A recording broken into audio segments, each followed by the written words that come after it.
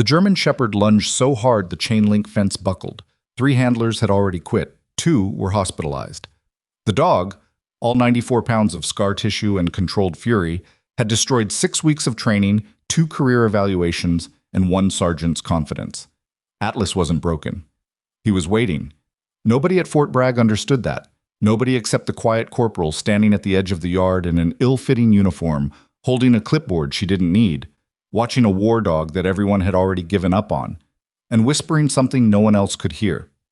If this story already has you hooked, do me a favor. Hit subscribe and follow this channel so you don't miss what happens next.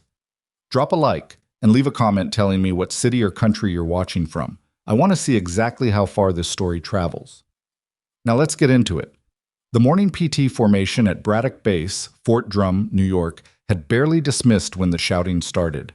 It came from the K9 compound on the eastern edge of the installation, a cluster of chain-link runs, concrete training slabs, and a long obstacle course that smelled permanently of rubber, sweat, and dog. The shouting was Sergeant Derek Hale's voice, which the rest of the base had come to recognize the way they recognized incoming weather: loud, fast, and unavoidable. "Atlas! Sit! Atlas! I said sit, you stupid!" The crash of a metal gate followed, then silence, then a sound that was somewhere between a bark and a warning that no human throat could produce. Corporal Ivy Callum heard all of it from 200 yards away. She was standing outside the logistics annex with a stack of vehicle requisition forms pressed against her chest, and she stopped walking the moment she heard that particular sound. She had heard it before. Not from Atlas specifically, she didn't know him yet, but from dogs in a particular psychological state that most people couldn't read and most handlers couldn't manage. She stood still for 3 seconds, then kept walking. It wasn't her compound. It wasn't her problem. She had been at Fort Drum for exactly 11 days, and she had already learned that survival here meant keeping her head below the noise. She was 28 years old, 5'4", and had been assigned to the 82nd Logistics Support Battalion as a transfer from a posting she couldn't discuss, and a record that raised more questions than it answered. Her service jacket showed 6 years of active duty, most of it in support roles: motor pool, supply chain, equipment allocation. Unremarkable assignments. Steady evaluations. Nothing that would explain the way she walked, which was not the walk of someone who spent 6 years counting inventory. It was the walk of someone who moved through spaces like she was always calculating exits. Nobody had noticed that yet. Or if they hadn't mentioned it. At Fort Drum, a quiet female corporal in logistics was roughly as interesting as a parking cone. She handed the requisition forms to Specialist Greer at the motor pool window, signed the acknowledgement slip, and was heading back toward the battalion office when Lieutenant Amber Voss fell into step beside her. Voss was the kind of officer who filled a room without trying, tall, sharp-jawed, with the permanent expression of someone who had just caught a subordinate making a preventable mistake. She ran the K9 operations attachment at Braddock, and she did it with an efficiency that bordered on mechanical. "You're the new transfer," Voss said. It wasn't a question. "Yes, ma'am, Corporal Callum, logistics." "I know what your jacket says." Voss glanced at her sideways. "I also know you were standing outside the K9 compound this morning for about 40 seconds before you kept walking." Ivy said nothing. "We have a problem dog," Voss continued. "Atlas. German Shepherd, 6 years old, former working dog, been here 8 weeks on behavioral rehabilitation. Failed every evaluation. Hale's ready to recommend disposition." Disposition. The word had a bureaucratic cleanliness to it that was meant to obscure what it actually meant. In K9 language, disposition for a dog that had failed rehabilitation usually meant one thing. "I'm sorry to hear that, ma'am," Ivy said carefully. "I'm not K9 qualified." "Your jacket says that, yes." Voss stopped walking. Ivy stopped with her. "But I've seen that look before. The one you had when you heard him. And I've been doing this long enough to know that look doesn't come from paperwork." The sun was high and sharp over the parried ground. Somewhere in the distance, a truck engine turned over and died. Ivy held Voss's gaze and said nothing, which was itself a kind of answer. "Captain Harlan Reynolds is giving Atlas one more evaluation this Friday," Voss said. "After that, the recommendation goes up the chain. If you want to observe, just observe and you can. It's an open assessment." She walked away before Ivy could respond. Ivy stood where she was for a moment, looking at nothing in particular, then turned and went back to logistics. She didn't sleep well that night. This wasn't new. Sleep had been a negotiation ever since she got back, and most nights she lost. She lay on the narrow bunk in the transient barracks and stared at the ceiling and listened to the building settle and thought about the K9 compound and told herself it had nothing to do with her. By 0400, she gave up, laced her boots, and went for a run. She ran the perimeter road around the installation, which took her past the K9 compound at its northeastern curve. The compound was quiet at that hour. The dogs in their runs, most of them sleeping, the training slabs empty and dark. But as she passed the chain-link fence at the far end, she heard movement. Low, deliberate, not agitated. She slowed. Atlas was standing at the back of his run, not pacing, just standing. He was watching the tree line beyond the fence with the specific kind of attention that wasn't restlessness, but rather surveillance. His ears were forward. His posture was settled and alert. In the low pre-dawn dark, he looked less like a problem dog and more like what he actually was. A working animal doing the only job that made sense to him, which was watching the perimeter. Ivy stood outside the fence for a moment. She didn't make any sound. She didn't crouch down or extend her hand or do any of the things that well-meaning civilians did when they approached strange dogs. She just stood there, existing in the same space, and watched the tree line with him. After about 30 seconds, Atlas turned his head and looked at her. She met his eyes for 1 second, then looked away. Not submissively, but neutrally, the way another dog would. A message that said, "I see you. I'm not competing with you. I'm not afraid of you." She started running again. Behind her, she heard him settle back onto his haunches. Friday's assessment was scheduled for 0900 in the main training yard. By 0845, half the company seemed to know about it. Word had gotten around that Atlas was on his final evaluation, that the German Shepherd, who'd put 2 handlers on medical leave, was about to get his last chance. And the kind of people who found drama professionally interesting had arranged themselves along the fence line with coffee cups and carefully neutral expressions. Sergeant Derek Hale was in the yard with Atlas on a heavy lead, and the relationship between them was visibly bad. Not dangerous, exactly. Hale knew what he was doing, had 14 years in K9 operations and 4 deployments, but wrong. The dog wasn't aggressive in this moment, just deeply, fundamentally uncooperative. He sat when Hale told him to sit, but the way he sat communicated very clearly that he was choosing to sit as an act of contempt rather than compliance. Captain Harlan Reynolds stood to one side with a clipboard and the expression of someone who had already mentally written the report and was going through the motions for the sake of documentation. Reynolds was a practical man. He didn't enjoy this part of the job. Nobody who had worked with dogs for more than a year enjoyed recommending disposition. But he understood that a K9 who couldn't be handled was a liability, not an asset, and liabilities eventually hurt people. Ivy stood at the back of the observer group in her logistics uniform. She had her hands in her pockets. She looked, to anyone who glanced at her, like a bored spectator who didn't entirely understand what she was watching. Hale ran Atlas through the basic command sequence first. Sit, stay, heel, down. Atlas performed each command with the same contemptuous minimal compliance. He didn't snap, didn't redirect aggression at Hale, didn't perform any of the specific dangerous behaviors that had been flagged in previous evaluations. He simply exerted the absolute minimum effort required by each command, then went still and waited with his dark eyes fixed on a point somewhere past Hale's left shoulder. "He's in compliance," Reynolds noted, writing something down. "Grudging, but in compliance." "Watch we get to the approach drill," Hale said. The approach drill required the handler to move Atlas toward a designated target. In this case, a padded decoy at the far end of the yard, with a specific command sequence designed to test controlled drive. Atlas knew this drill. He had been drilled on it many times. He also clearly had no intention of performing it for Hale. The moment Hale gave the release command and began moving toward the target, Atlas planted. Not aggressively. He didn't pull against the lead or vocalize or display any of the alarming behaviors in his file. He simply stopped moving and sat down as though the concept of forward motion had ceased to interest him. Hale corrected once, firmly. Atlas looked at him. Hale corrected again, with a sharp lead pop. Atlas looked away. "That's been the pattern for 6 weeks, Hale said without turning. He was working to keep his voice level and not entirely succeeding.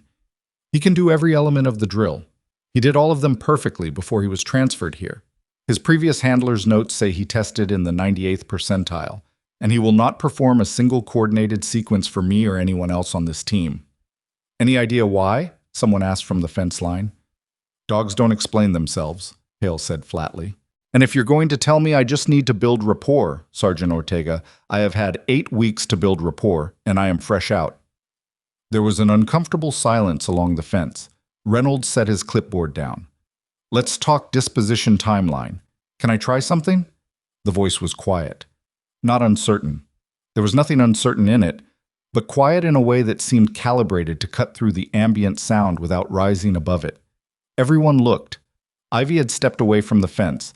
She was standing in the gap between the observer line and the edge of the training yard, her hands out of her pockets, her posture exactly as it had been a moment ago. Relaxed, unhurried. Reynolds looked at her. Corporal? Callum. Logistics, sir. I know this isn't my lane, but I've been watching him, and I have an idea. If you're already writing the evaluation, the worst I can do is confirm what you already know. Reynolds looked at her for a long moment. Then he looked at Atlas, who was still sitting at Hale's side with that distant, slightly contemptuous expression. Then he looked back at Callum. You have K9 experience? He said. Some, she said, which was not a lie. Reynolds picked his clipboard back up. You have 5 minutes, Corporal. Don't get hurt. The yard went very quiet. Hale handed her the lead with the expression of a man who had just been asked to let a civilian drive his car off a cliff and had decided it wasn't his insurance that would take the hit. He stepped back without comment. Ivy stood in front of Atlas for about 3 seconds, holding the lead loosely, not pulling it, not adjusting her grip. The dog looked up at her. His ears went forward. She crouched down. Not aggressively, not submissively. Just brought herself level with him, unhurried, like she had all morning and nowhere to be. She looked at his face carefully, the way you look at something you're trying to understand rather than control. Then she brought her face close to the side of his head, near his ear, and said something. Nobody heard it. She had pitched it too low. A single word, or maybe two, in a tone that didn't carry. Atlas's ears twitched, his breathing changed, and then something happened in his body that Sergeant Hale later described, in the official report he was required to file, as a complete postural reset, which was accurate in the way that calling a storm a change in atmospheric pressure was technically accurate. The dog that had been sitting in contemptuous neutrality stood up, squared his body toward Ivy, and went into what any K9 handler with operational experience would have recognized as a working stance. Not the performance of a working stance. The actual thing. Weight slightly forward, hindquarters engaged, attention complete and precise. Someone along the fence line said quietly, "What the—" Ivy stood up. She didn't give a command. She started walking, lead loose in her left hand, and Atlas fell into position at her left knee without being told. Not at the edge of the lead position, heel position. Perfect heel position with the automatic adjustment for her pace that took most teams months to develop, and some never got at all. She walked him the length of the training yard, turned, walked back. Then she stopped, said a single quiet word, and he sat. Reynolds hadn't moved. Nobody had moved. The coffee cups along the fence line had lowered. "What did she say?" Ortega said, to nobody. "I don't know," Hale said. His voice had something in it that wasn't exactly anger and wasn't exactly humility. It was somewhere between the two and slightly worse than either. Ivy didn't stop at the walk-heel demonstration. She took him to the obstacle course, the tire jump, the balance beam, the tunnel, the elevated platform, and he performed each element cleanly, reading her body language for the cues that Hale had been trying to communicate through voice commands. The connection was immediate and functional in a way that made trained observers uncomfortable because it implied a level of handler experience that didn't appear anywhere in her service record. After the obstacle course, she ran him through the approach drill that he had refused for Hale. She didn't use the command sequence from the training manual. She used a different sequence, shorter, lower, with hand signals that were not standard issue. And he drove toward the padded decoy with controlled, focused intensity and called off cleanly when she gave the stop signal. The whole yard was silent. Reynolds wrote something on his clipboard, then he stopped writing and just watched. "How long have you been working dogs?" Lieutenant Voss said from the fence. Ivy walked Atlas back to the center of the yard. The dog was breathing normally, ears forward, still in that clean working stance. He looked, quite simply, like a completely different animal than the one that had been sitting in expensive contempt at Hale's side 20 minutes ago. "I've had some experience," Ivy said. "That's not an answer." "No, ma'am." She met Voss's gaze steadily. "It's not." The silence stretched. Reynolds looked up from his clipboard. "Corporal Callum," he said. "Whose dog is this right now?" It was a strange question. The answer was obvious. Atlas belonged to the K9 operational pool, assigned currently to Sergeant Hale for rehabilitation purposes. But Ivy heard what Reynolds was actually asking, which was a different question entirely. She looked down at Atlas. He was looking up at her. "He's his own dog, sir," she said. "Same as he's always been." Reynolds wrote something else on his clipboard. "Come see me after PT formation Monday morning." Oh. The following 48 hours were the loudest Ivy had experienced since arriving at Fort Drum, despite the fact that she said almost nothing during them. The yard demonstration spread through the base with the speed and detail inflation that characterized all garrison gossip. By Friday evening, the story was that a clerk had walked into the K9 compound and trained an attack dog in under 10 minutes. By Saturday morning, it had evolved. The clerk was actually a former dog whisperer. By Saturday afternoon, there was a version circulating that she was some kind of expert who'd been deliberately hidden in logistics as part of a test of the K9 program's evaluation process. None of these were accurate. The accurate version, that a female logistics corporal with a suspicious service record had demonstrated an inexplicable working relationship with a dog that had been behaviorally impenetrable for 8 weeks, was somehow both less dramatic and more interesting. And it was the version that Sergeant Hale was telling in the NCO club Saturday night, with the particular tone of a man who had been professionally embarrassed and was attempting to process it through narration. "She didn't do anything I haven't tried," he said to Ortega and 2 other sergeants who had the courtesy to look interested. "Same basic approach, same body language. It's not like she did something magic." "She said something to him," Ortega said. "I was watching. She said something before she released the lead. So she knows a command word, probably the one from his last handler. That's not expertise, that's just, you find the right trigger word, dog responds. It's conditioning." "From her previous handler," Ortega said, "that she somehow knows." Hale drank his beer. "Her record's weird," he said after a moment. "I looked her up. 6 years active, mostly support postings. Nothing that explains that. Maybe there's something that doesn't show up in the visible record." "Yeah, well," Hale set his cup down. "If there is, somebody went to a lot of trouble to hide it." He didn't say anything else, but the conversation had gone somewhere in his head that it would stay. Monday morning, 0800. Ivy knocked on Reynolds' office door and waited. Inside, she could hear the shuffle of papers, the specific small sounds of an officer who had been working since 0600 and had the particular organized chaos of someone who processed a lot of information. "Come in." Reynolds' office was small and practical. 1 desk, 2 chairs, a whiteboard with a training calendar that had been partially erased and rewritten so many times the surface was permanently ghosted with old schedules. On the corner of his desk, there was a framed photograph of a shepherd mix with a green working vest and a service citation ribbon. Reynolds had had dogs for 20 years. It showed in the way he looked at Ivy when she came in, with the assessment of someone who was thinking not about her rank or her logistics assignment, but about something more specific. "Sit," he said, and waited while she did. "I pulled your file." "Yes, sir." "It's remarkably light for 6 years of service." "I've had steady evaluations, sir, satisfactory marks across." "Ivy." He used her first name without any particular warmth or intimacy, just the way you used a first name when you wanted someone to stop performing. "I've been doing this for 22 years. I've seen a lot of service records. The ones that look like yours usually look like yours for a specific reason." She said nothing. "You knew that dog," he said. "Not just the approach, not just a command word. You knew him, the way he moved with you. That's not 2 animals figuring each other out on the fly. That's pattern recognition. That's an established," he paused, choosing words carefully, "communication system." The window behind Reynolds was letting in the pale November light that Fort Drum specialized in, colorless, flat, slightly damp. Ivy looked at a point past his shoulder for a moment. "What I can tell you, sir," she said carefully, is that I've worked with dogs before, in contexts that aren't in my current service jacket, and when I heard Atlas last week, I recognized something in what he was doing. She paused. He's not broken. He's grieving. There's a difference. Reynolds was quiet for a long moment. Grieving, he repeated. He's waiting for someone, Ivy said. Or was. He may have stopped waiting at some point and switched to just existing. That's what the contempt was. Not defiance. Resignation. Reynolds looked at her for a long time.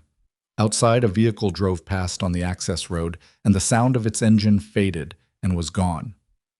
I'm going to do something that's going to make some people on this post very uncomfortable, he said finally, and I'm going to need you to be straight with me about one thing. Sir? Is working with Atlas going to cause you any professional or personal complications that I should know about before I put this in writing? Ivy thought about that for a moment, a real moment, not a performative pause. Possibly, she said. I don't know the extent. Reynolds nodded, like this was the answer he expected and was prepared to work with. I'm attaching you to K9 operations on a temporary basis. Rehabilitation support.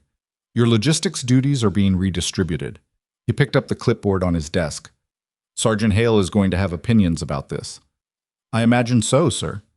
He's a good handler and a decent NCO, and he takes professional assessment seriously, which means he takes being assessed poorly personally. Give him time. Yes, sir. One more thing. Reynolds set the clipboard down. Whatever word you said to that dog on Friday, whatever you used to get through to him, I'm not going to ask you what it was. That's between you and him.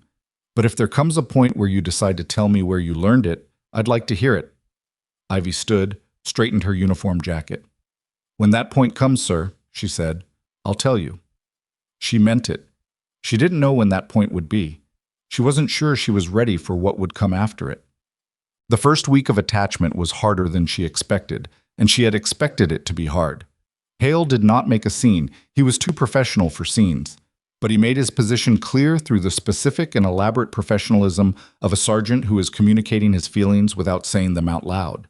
The two correct salutes, the two detailed briefings, the perfectly maintained distance that was just wide enough to communicate exactly what it meant. The other handlers took their cues from him, not openly hostile, just carefully, consistently cool. Atlas did not have this problem. From the first morning that Ivy walked into the K9 compound and opened his run, the dog oriented to her with an immediacy that was almost startling in its completeness. Not frantic. He wasn't a dog that expressed things frantically, but total. She had his attention before she spoke, before she moved, before she gave any signal at all. He simply tracked her with the focused awareness that well-trained working dogs reserved for their handlers, and extended it to her as though it had always been hers. She brought him through the standard rehabilitation protocol in the first few days, not because she thought the protocol was wrong, but because she needed to establish a baseline, and she needed the handlers watching her to see something they recognized. When she knew what his actual state was, where his gaps were, what he was compensating for, what he still had, she began adjusting. His explosive detection responses were degraded but present. She ran him through scent discrimination drills, building back the drive that had been dulled by weeks of purposeless frustration. His obstacle work was clean and strong. Physically, he was in excellent condition, which meant someone had been exercising him properly, even during the behavioral breakdown. His tactical responses, the ones that required handler communication under stress, were the most interesting category, because what they revealed was not absence of training, but the presence of a very specific system that nobody at Fort Drum was running. He had been trained to respond to a handler language that wasn't in the standard military K9 manual. Ivy knew this because she knew the language. She ran him through it carefully, a piece at a time, watching his responses light up with the recognition of someone hearing their native tongue after months of attempted communication in a language that almost but didn't quite translate. By Thursday of the first week, she had confirmed what she already knew. Atlas was not a dog who had lost his training. He was a dog whose training was so specific to a particular operational context that no one else could access it. On Friday morning, Sergeant Hale came to watch her run him through the full evaluation sequence. He stood with his arms crossed and his expression professionally neutral and watched Atlas perform, cleanly, completely, at the exact level of precision that his pre-transfer records indicated he was capable of. and didn't say anything for a long time after she called the dog in, and he dropped smoothly into a downstay. "What system is that?" Hale said finally. "The hand signals. The secondary cues. That's not standard." "No," Ivy agreed. "It's not." "Where did he learn it?" Ivy scratched Atlas behind his left ear, which was his preferred ear. He leaned into her hand slightly, not dramatically, just enough to communicate that he registered the contact. "From his previous handler," she said. "And how do you know his previous handler's system?" She looked up. Hale was watching her with the expression of someone who had been doing math for several days and had arrived at an answer he wasn't sure he trusted. "Sergeant Hale," she said, "I know this has been a strange week for your section." "That's one way to put it. I'm not trying to make your program look bad. That's not what this is." "Then what is it?" He said it without anger. The anger had settled into something quieter and more durable. The professional frustration of someone who takes their work seriously and can't figure out why they're the one who ended up on the wrong side of a comparison. Ivy stood. Atlas stood with her automatic, tracking her posture. "It's a dog who needed to be found by the right person," she said. "That's all." She didn't say, "I was that person, and I didn't know it until I heard him, and I don't know what comes next because I've been trying for 8 months not to be that person anymore." She didn't say any of that. She took Atlas back to his run, and Hale walked away, and the morning went on. It was on the 9th day of the attachment that Specialist Rita Okafor, the youngest handler on Hale's team, fell in beside Ivy during the afternoon equipment check. Okafor was 23, had been in K-9 operations for 14 months, and had the specific quality of someone who was good at her job and quietly, persistently curious about everything around her. She had been watching Ivy all week with an expression that Ivy recognized as the expression of someone who had a lot of questions and was waiting for the right moment. "Can I ask you something?" Okafor said. "You can ask," Ivy said, which wasn't the same as saying she'd answer. "He's different with you," Okafor said, not phrased as a question. Not just that he performs better. He's different, like he's present, like whatever was making him go somewhere else in his head when we were working with him, that's gone." Ivy kept moving down the equipment row, checking harness fittings. "Yes. That's not just a command word," Okafor said. "I've been thinking about it all week, and it's not just a command word. It's, you understand something about him that we don't, something specific."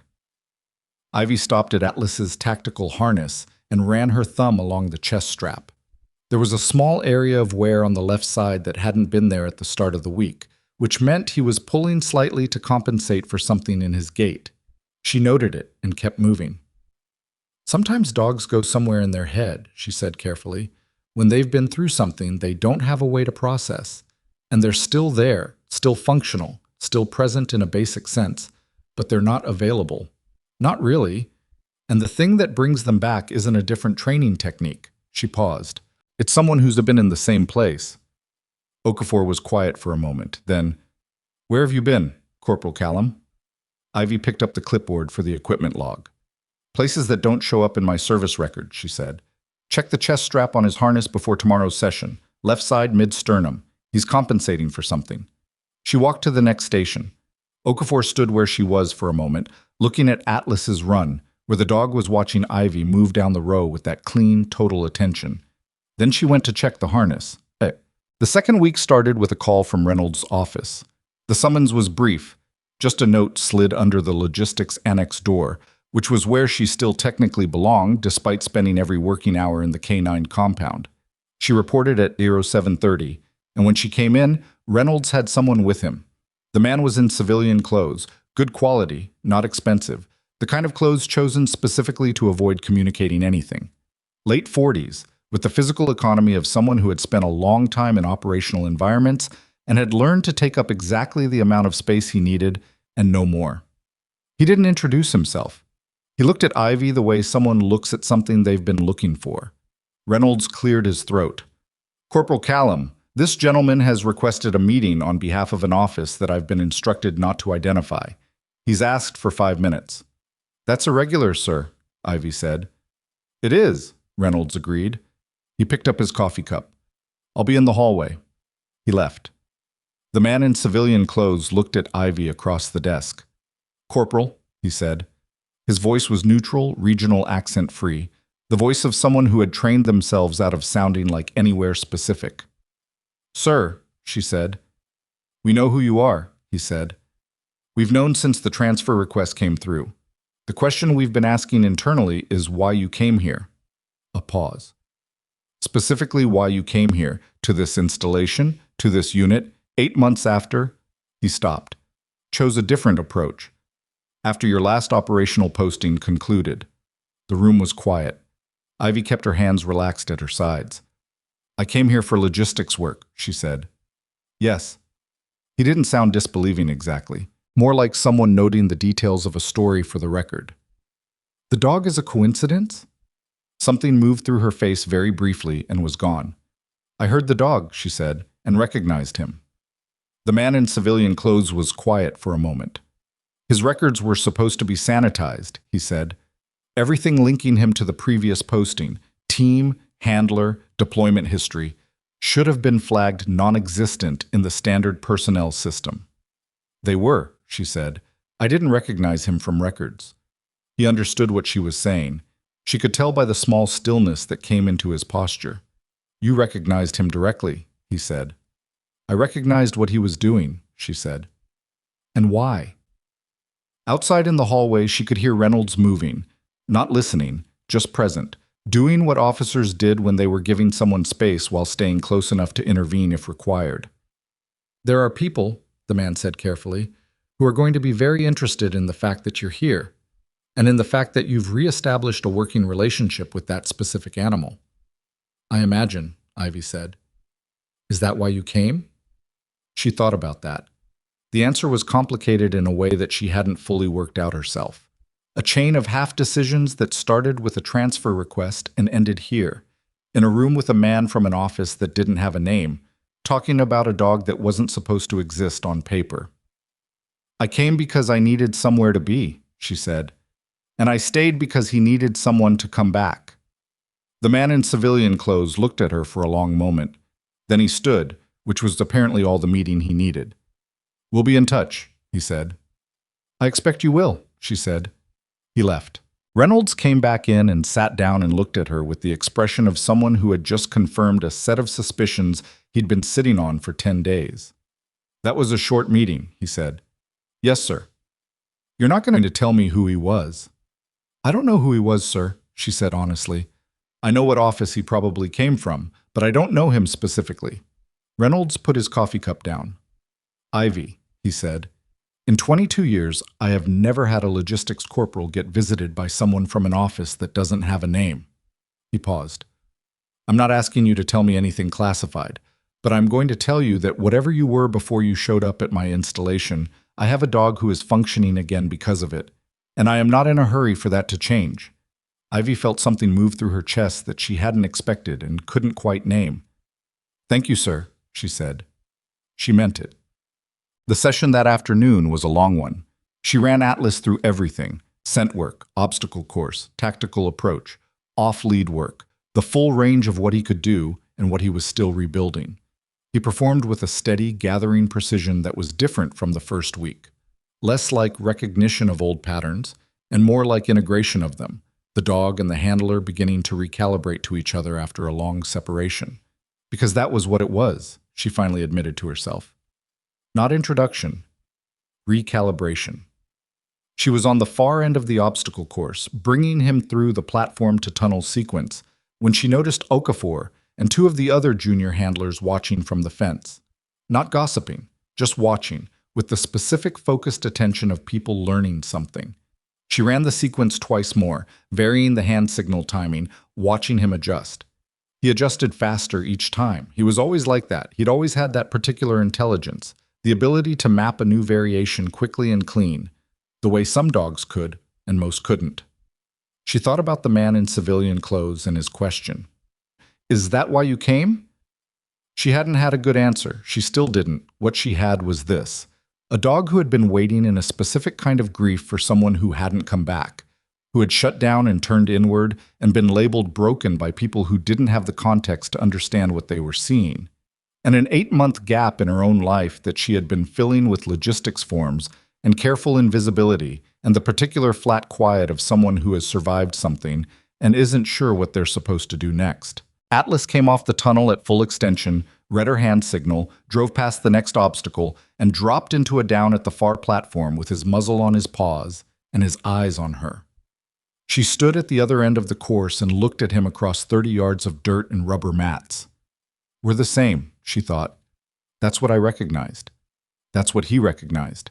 She gave the release signal. He came to her at a controlled gallop and sat at her left knee, breathing hard, ears forward, waiting. She rested her hand on the top of his head for a moment. Good, she said quietly. That's good.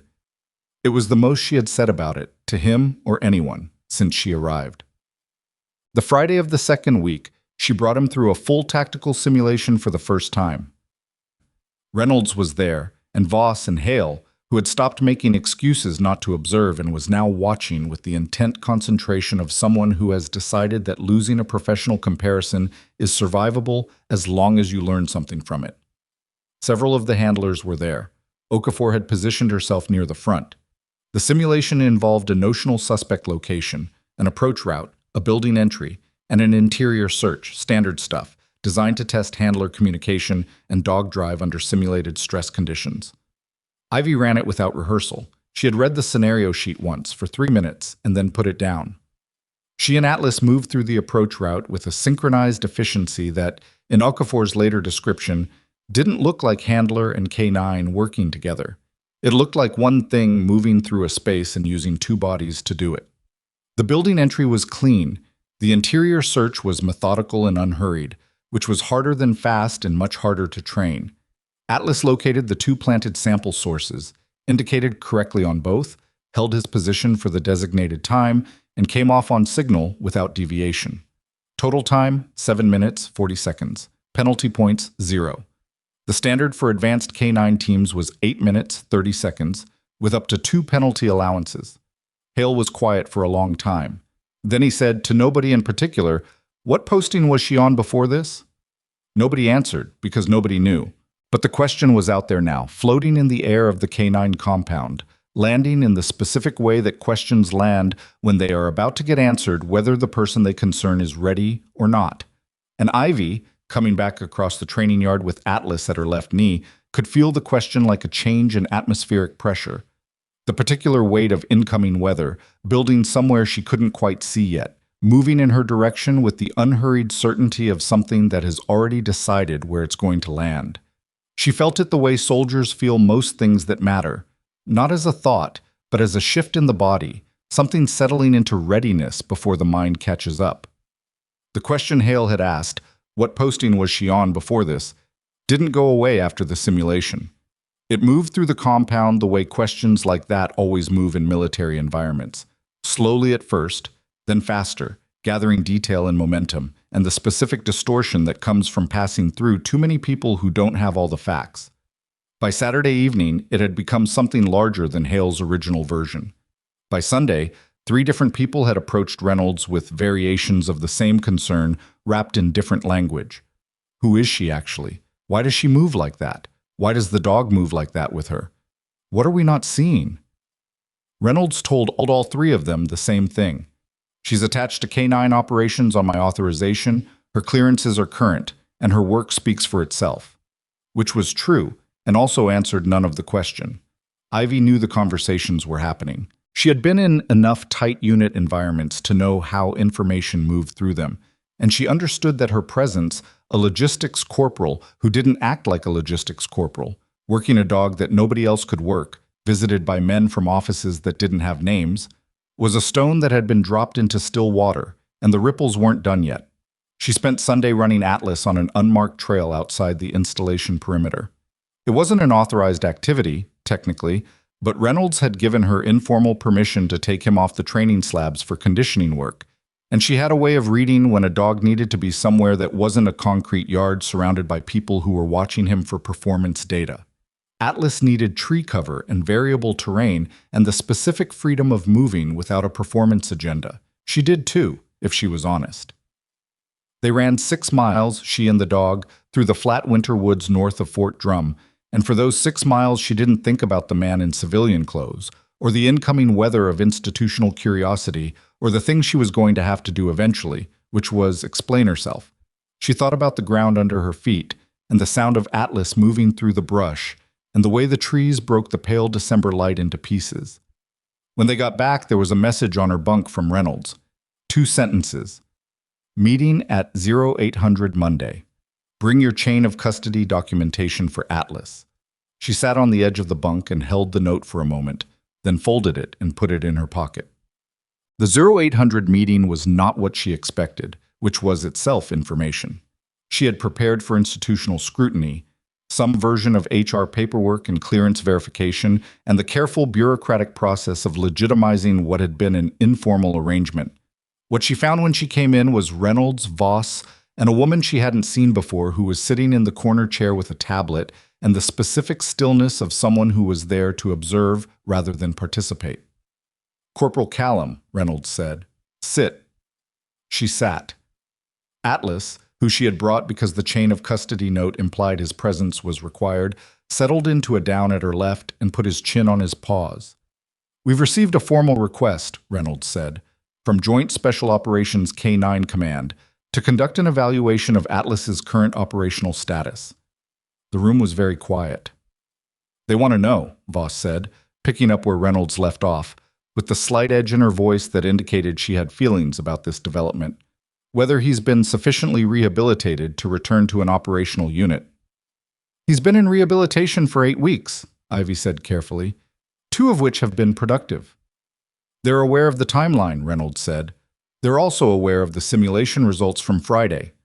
The woman in the corner was writing something on her tablet, not looking up.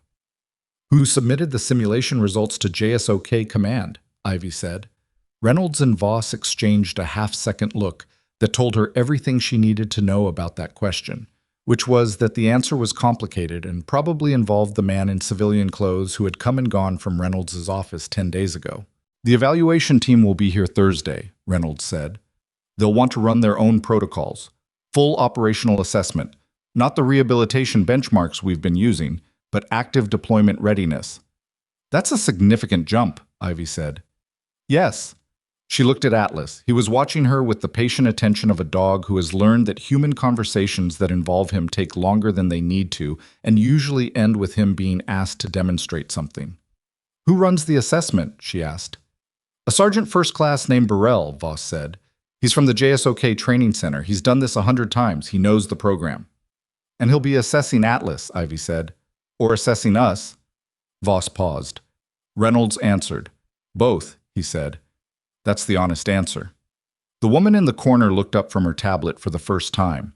She had dark eyes and the slightly over-formal posture of someone from an administrative function who had been put in operational situations often enough to be comfortable in them, but never quite stopped noticing they were unusual. She didn't introduce herself. She met Ivy's gaze briefly, wrote something else, and looked back down. Ivy thought, this is not about rehabilitation status. She didn't say it. Yes, sir, she said. Thursday. We'll be ready. She was wrong about Thursday, as it turned out, but not in the way she expected. Wednesday morning, Specialist Okafor came into the K9 compound at 0630, which was 30 minutes before her normal shift start, and found Ivy already there running Atlas through a scent discrimination series with 4 sample containers and a distractor set. Okafor watched for a moment from the gate, then came in without waiting to be invited. You're here early, she said. So are you. I wanted to ask you something before anyone else got here. Okafor leaned against the fence post with the specific studied casualness of someone who had practiced this posture. There's a story going around about why you were transferred here, about where you came from before. Ivy didn't stop working. She repositioned the sample containers, gave Atlas the search command, and watched him work the line. There are probably several stories going around, she said. This one's specific. Okafor paused. People are saying you were part of a K9 unit that got hit in a forward operating environment, that the whole team was killed, that you were the only one who... She stopped, edited herself. That you were listed as a casualty and then you weren't. Atlas indicated on the correct container. Ivy reset the exercise without comment. Okafor, she said. Yes? Why are you telling me this? Okafor was quiet for a moment. Because if it's true, she said, then the way people have been talking about you, Hale and some of the others, they don't know what they're talking about. And I thought you should know what you're walking into Thursday. Ivy gave the search command again. Atlas moved down the line with his nose close to the ground, methodical, reading the air. The morning was cold and still and smelled of frozen earth. Are you asking me if it's true? Ivy said. No, Okafor said. I'm telling you that whatever is true, I think you're doing something important here. With him. She nodded toward Atlas. And I don't want to see it get stepped on by people who are operating on bad information. Ivy reset the exercise a third time. Atlas looked up at her. A quick check-in, nothing more. The dog equivalent of still here. What next? And she gave him the command, and he went back to work. Check his water, she said after a moment. He's been at this since 0545, and the cold makes him drink less than he should. Okafor went to check the water. She understood what that meant, that the conversation was over and had also, in its particular way, gone exactly as far as Ivy intended it to go. The Thursday evaluation team arrived in 2 unmarked vehicles and brought with them a quality of institutional attention that was different from the ordinary operational scrutiny of the base. There were 4 of them, Sergeant First Class Devlin Burrell, who was lean and precise in the way of someone who took physical fitness seriously as a professional commitment rather than a personal one. A junior evaluator named Corporal Tate, who carried clipboards and said almost nothing, a medical officer who checked Atlas's physical status first and took 40 minutes doing it, and a woman who was introduced as Program Coordinator Yates, and who, Ivy noticed immediately, had the same quality as the man in civilian clothes from Reynolds's office. A careful blankness, a deliberate geographic neutrality, the absence of any unnecessary self-disclosure. Burrell shook hands with Reynolds and Voss, and then turned to Ivy with the expression of a man running a checklist. Corporal Callum, you've been working with Atlas for how long? 16 days, she said, in a rehabilitation capacity. Yes. Previous canine handler experience? She had expected this question and had prepared for it the way she prepared for most things that required careful navigation, by saying the smallest true thing. I've worked with dogs in operational contexts. Burrell looked at her for a moment. He was experienced enough to recognize that answer for what it was, which was a door closed politely but firmly. Right, he said. We'll be running him through the JSOK Deployment Readiness Protocol. It'll take most of the day. Your presence is requested for the handler matching portion. Understood, she said. He moved away to confer with Tate. Yates, the program coordinator, drifted to a position near Reynolds and said something quietly that Ivy didn't catch. Reynolds' expression didn't change. The evaluation started at 0900 and proceeded through the morning with the rigorous, slightly impersonal efficiency of an institutional process. Burrell ran Atlas through the JSOK standards, different from the rehabilitation benchmarks, harder in some ways, designed for a dog who was being considered for active deployment rather than simply for behavioral stability. The scent detection sequences were longer and used a wider contaminant array. The tactical scenarios involved more variables. The off-lead work was assessed at greater distance. Atlas performed. He didn't perform perfectly. There were moments of hesitation in the early sessions, a handler match problem in the second scenario where Burrell tried to run him through a sequence, and the communication gap between them produced the same flat refusal that Hale had documented, and a brief period in the late morning where he seemed to drift the way he had before Ivy's arrival. But when Ivy was in the working position, he was consistent, precise, and completely present. The handler matching portion was the most significant part, and it was also the most uncomfortable. Burrell ran Ivy through a standardized handler evaluation alongside the dog assessment, not as a canine handler formally, because she wasn't rated, but as the current operational partner whose performance had to be documented to explain the dog's performance data. The evaluation protocol required her to demonstrate command sequences, tactical positioning, off-lead communication, and response to simulated stress scenarios. She did all of it the way she did everything in the compound, without comment, without performance, without the slight overlay of self-consciousness that people tend to carry when they know they're being evaluated. Halfway through the afternoon session, Burrell stopped her. "Run that last sequence again," he said. "The building entry." She ran it again. He watched with the expression of someone doing arithmetic. "Where did you learn that entry protocol?"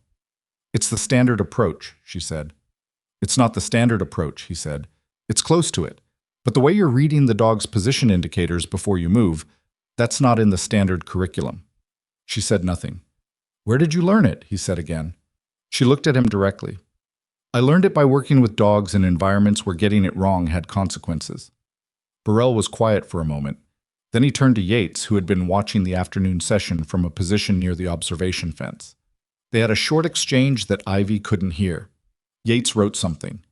The evaluation concluded at 16:30 with a brief team meeting in Reynolds' conference room. Ivy was not included in this meeting. She took Atlas back to his run, checked his water and his paws. The training surface had been hard on his right forepad, and she had been monitoring it all day, and spent 20 minutes on the cool-down protocol before leaving him with Okafor for the feeding rotation. She was back in the logistics annex building when Voss found her. They want to reconvene tomorrow morning, Voss said. All parties. Reynolds conference room, 0730. All parties meaning? You, Reynolds, me, Burrell, and Yates. Voss paused. Yates spent an hour on a secure call after the evaluation wrapped. She was still on it when I left the building. Ivy processed this. There's something else, Voss said, and her voice had shifted into a tone that Ivy couldn't immediately categorize. Not sympathetic exactly, but more careful than Voss usually was. Burrell pulled Atlas's pre-transfer records tonight. The full file, not the sanitized version. I didn't know there was a non-sanitized version accessible here, Ivy said. There isn't supposed to be, Voss said. Apparently Yates has a clearance level that gets her into systems the rest of us don't know exist. She looked at Ivy steadily. Callum, whatever is in that file, if it's what I think it might be, you should think about how you want to handle tomorrow morning. Ivy leaned against the wall of the corridor, which was lit by the specific flickering yellow of a fluorescent tube that had been 3 months from replacement for the past 6 months. The building was quiet around them, mostly empty at this hour.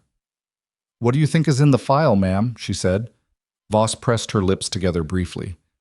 I think Atlas has a service history that nobody here was supposed to know about, and I think you're in it. The fluorescent tube flickered. The building settled around them. I'll be there at 0730, Ivy said. Voss nodded and left. Ivy stood in the corridor for a moment longer, then went to her bunk, sat down, and thought about what it meant to stop running from something that was going to catch up with you, regardless. She didn't sleep until 0300. When she did, she dreamed about the Kandahar Basin. Not the specific night, just the quality of it, the particular blackness of that sky, and the way sound carries differently in mountain air. She had dreamed about it regularly for 8 months, and had learned not to fight the dreams, which was a thing that took longer to learn than she would have liked. She was at the K9 compound by Aero 545. Not for Atlas. She knew she didn't need to run him that morning, needed to conserve his energy for whatever the day would require. But because the compound was where she thought most clearly, and she had some thinking to do. She sat on the concrete outside his run with her back against the chain link and her knees drawn up, and Atlas lay on the other side of the fence with his nose almost touching the mesh. And the two of them existed in the pre-dawn quiet for about an hour without any requirement to perform or explain anything. At 0640, she heard boots on the concrete path. She looked up. It was Hale. He stopped about 10 feet away, hands in his jacket pockets. He looked at her and at Atlas and at the general situation of a corporal sitting on the ground outside a dog run at U640 in the dark of a December morning, and something moved through his face that wasn't easy to read. Burrell briefed me last night, he said. Some of it. The parts he was cleared to brief me on. She waited. The dog's name wasn't always Atlas, Hale said. Did you know that? Yes, she said. What was it? It was Atlas, she said. He's always been Atlas. What changed was the documentation. Hale absorbed this.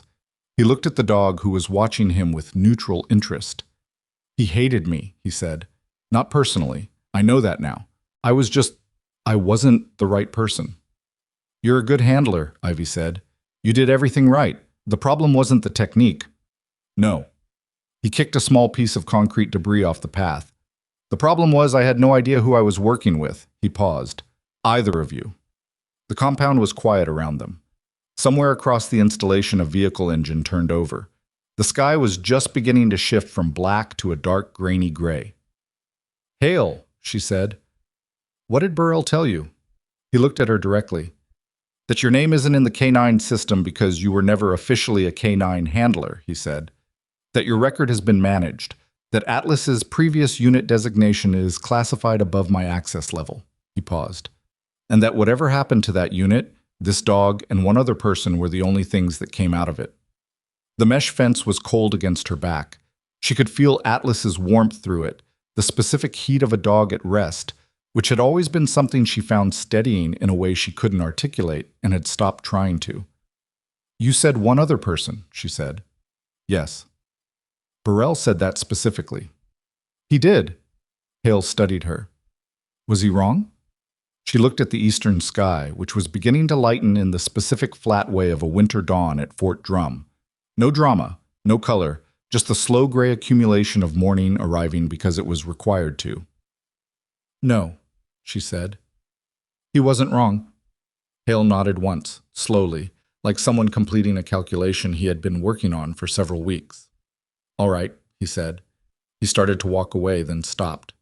"For what it's worth, watching you work with him this week. The real work, not the performance."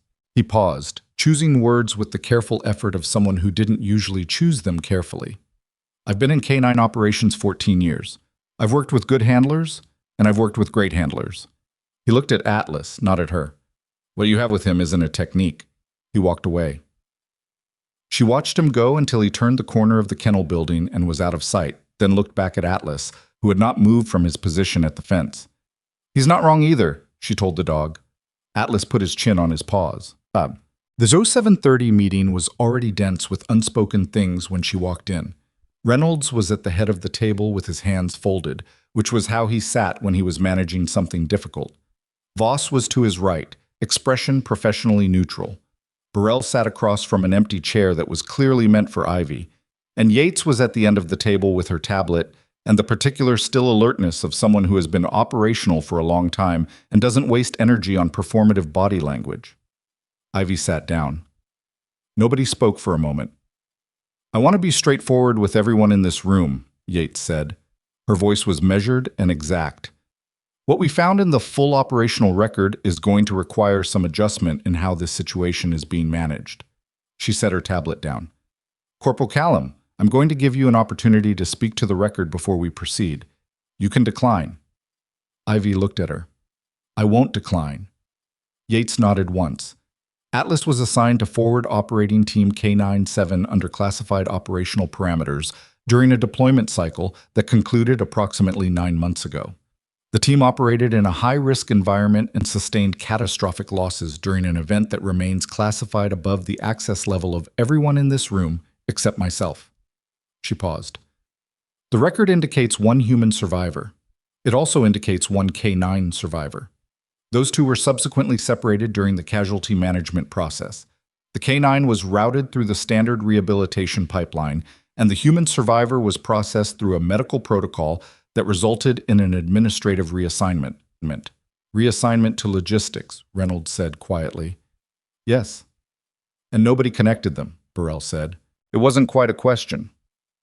"The connection was deliberately not made," Yates said, "which is different." She looked at Ivy. "The decision to transfer you here, to Fort Drum specifically, came through your reassignment processing officer. I've looked at the paperwork. The transfer was approved by someone who was aware of Atlas's presence at this installation." The room was very still. "You're saying someone arranged for them to be in the same place," Voss said. "I'm saying the paperwork is consistent with that interpretation," Yates said carefully. "I'm not in a position to confirm intent." Ivy was looking at the table. She had not moved since she sat down. There was something in her posture that wasn't tension. It was more the quality of someone who has been carrying a weight for a long time and is beginning to calculate whether they might be allowed to set it down. "Corporal Callum," Reynolds said, "I need to ask you directly. Did you know Atlas was here before you requested the transfer?" She looked up. "No, sir," she said. "I didn't know he was here. I didn't know where he was." She paused. "I thought he was dead." The word landed in the room with the flat weight of something true. "I thought he was dead," she said again, more quietly. Because everything I was told in the immediate casualty assessment said that no canine assets were recovered from the site. I was told that twice. Her voice was steady, but the steadiness was the kind that is built rather than natural, the kind that takes work. I put him in the documentation as lost. I wrote it, and then I spent 8 months in a logistics annex believing I had filed the correct paperwork on his death. Nobody said anything. And then I heard him, she said, and I knew immediately that I had not. Yates was writing on her tablet. Reynolds had unfolded his hands and was looking at them. Burrell was looking at Ivy with the expression of a man who had been in operational environments long enough to know that some things you can't train for and some costs don't show up in the paperwork. The evaluation results, Burrell said after a moment, are going to reflect what we actually observed, which is a dog performing at full operational readiness with a specific handler. He paused. The question of that handler's official designation in the canine system is something that's above my pay grade to resolve, but the performance data doesn't lie. There are channels, Yates said, for retroactive classification and formal handler designation. Given the circumstances, I think those channels can be expedited. Reynolds looked at Ivy. Does that mean what I think it means? It means, Yates said, that Corporal Callum's canine handler designation may have been administratively omitted from her service record during the casualty processing, and that correcting that omission is a documentation function rather than a new qualification. She set her tablet down. It means practically that she may already be rated. The paperwork just doesn't know it yet. Ivy thought about the 8 months, the logistics forms, the motor pool requisitions, the transient barracks, and the careful invisibility and the flat gray discipline of existing somewhere that required nothing from her except to remain small and present and not make anything harder for anyone. She thought about the pre-dawn run with Atlas through the winter woods, the way the trees broke the light. The paperwork just doesn't know it yet. There's one more thing, Yates said. She had been moving toward this. Ivy could feel it in the way the meeting had been structured, the careful sequencing of information. The JSOK evaluation was not initiated purely for Atlas's benefit. There is a current operational requirement, classified, time-sensitive, that requires a specific type of canine capability. Atlas's profile matches that requirement. Your profile, she looked at Ivy, given what the full record now shows, also matches. The room was quiet. We're not asking anything right now, Yates said. There are process steps that need to happen first. But I wanted you to understand the context. Ivy looked at Atlas, who was not in the room but was, in some way that was hard to explain, entirely present in it. What kind of operational requirement? She said. Yates picked up her tablet. That's a conversation for a different clearance level, she said. But I can tell you it involves other dogs. Dogs like Atlas. Dogs who came out of situations like his and are currently classified as non-deployable for the same reason he was classified that way. Ivy was quiet for a long moment. They're waiting, she said. Not a question. Some of them have been waiting for a long time, Yates said. Outside the conference room window, Fort Drum's morning was fully established now, pale and cold and ordinary in all the ways that military installations are ordinary, the machinery of the day running its patterns. Somewhere across the compound, she could hear dogs in the canine yard beginning the morning routine. She couldn't pick out Atlas's voice specifically. She didn't need to. She knew where he was. The thing that had been building for 16 days, the incoming weather she'd felt since that first Friday in the training yard, the weight of questions gathering overhead, was no longer incoming. It had arrived, and it was larger than she had prepared for, which was itself the most honest thing she could have expected, because the things that find you are always larger than the shape you imagined them in when you were looking the other direction. Yates was watching her. So was Reynolds. Burrell had his hands flat on the table and was looking at the middle distance. When do the process steps begin? Ivy said. Yates looked at her tablet. There's a team flying in, she said, day after tomorrow. They have the full file, the evaluation results, and authorization to move this forward. She paused. One of them knows your name already. Something went through Ivy's expression, brief, unguarded, gone in less than a second. The kind of thing that surfaces when you hear something you did not expect and your body responds before your training can stop it. Who? She said. Yates opened her mouth to answer, and then her tablet buzzed with an alert that made her look down sharply, and whatever she had been about to say shifted into something else entirely as she read the screen, and the expression that moved across her face was the expression of someone receiving information that changes the shape of the next several hours. "That's going to have to wait," she said. "We have a situation." Yates was already standing. She had the tablet angled so Reynolds could see the screen, and whatever was on it made him push back from the table with the particular controlled urgency of someone who has learned that moving fast and moving recklessly are not the same thing. Burrell was on his feet a half-second later, the evaluation documents forgotten. "What situation?" Reynolds said. "Training Complex B," Yates said. "There's been a structural failure." They were out the door before she finished the sentence. Ivy followed without being told to. She didn't know Training Complex B specifically. She had been on the installation for less than 3 weeks.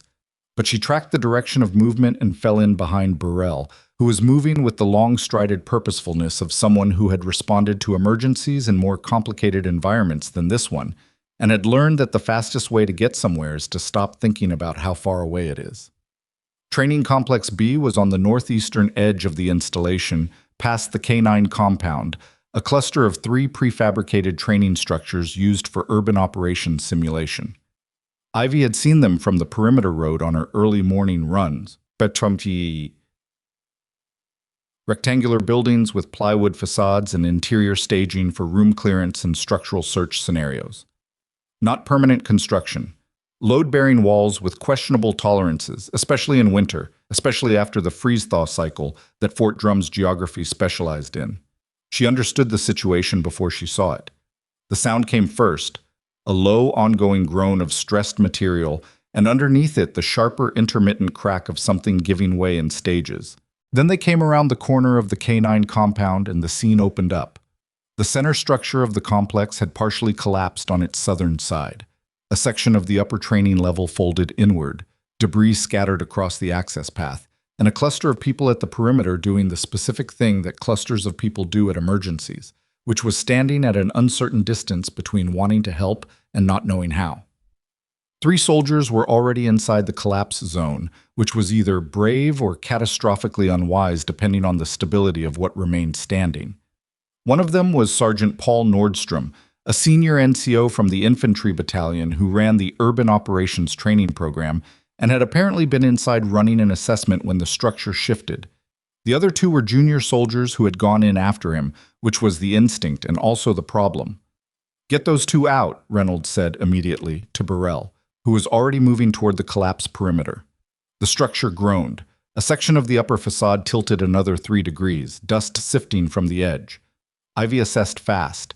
The southern section had collapsed, but the northern load-bearing elements were still standing, which meant the building was in partial failure rather than imminent total collapse. There was a window, not a wide one, but present. Nordstrom was visible through a gap in the debris, kneeling on the ground, not moving in the way that meant mobile, but rather in the way that meant dealing with someone who wasn't. One of the junior soldiers who had gone in after him was trying to assist. The other had stopped moving. "Medical on the way?" she said to nobody specific. "Inbound," someone said behind her. She was already at the perimeter. Burrell was pulling one of the junior soldiers back. The kid was resistant, which was the adrenaline, and Burrell handled it with the efficient physical authority of someone who has extracted people from bad decisions in bad environments and knows exactly how much force the moment requires.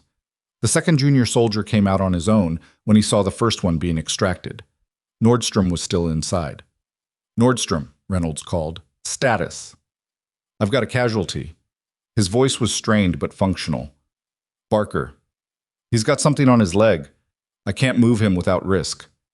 Truss came down on his lower left. I don't know what's pinned." "How's the ceiling above you?"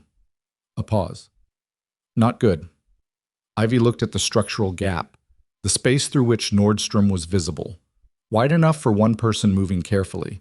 The upper facade was tilted but not actively progressing, which meant either the remaining supports were holding or they were about to stop holding, and the difference between those 2 conditions was not visible from the outside. She had done this before. Not this specific scenario, different geography, different materials, different context, but the core problem was identical: a confined collapse zone, a casualty who couldn't self-extract, and a structural environment that was asking you to make a decision based on incomplete information about how much time you had. She took off her jacket.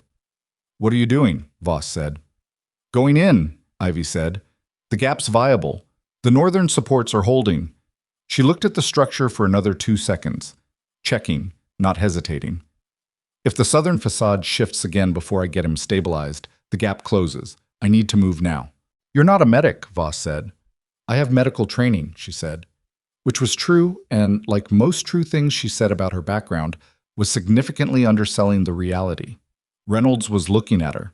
In his expression, she saw the calculation of a man who understood that the fastest qualified medical response was still 4 minutes out, and the structural window was narrower than that. "Go," he said. She went. The gap required her to turn sideways and move through a section where the upper debris was close enough to her head that she felt the cold edge of broken plywood against her scalp. She tracked her footing on the debris floor. Loose material, uneven, a hidden void that could drop her if she committed to the wrong step. She tested each placement before loading it, which slowed her by approximately 6 seconds and kept her upright. Nordstrom looked up when she came through. His expression moved through surprise, professional reassessment, and pragmatic acceptance in about half a second.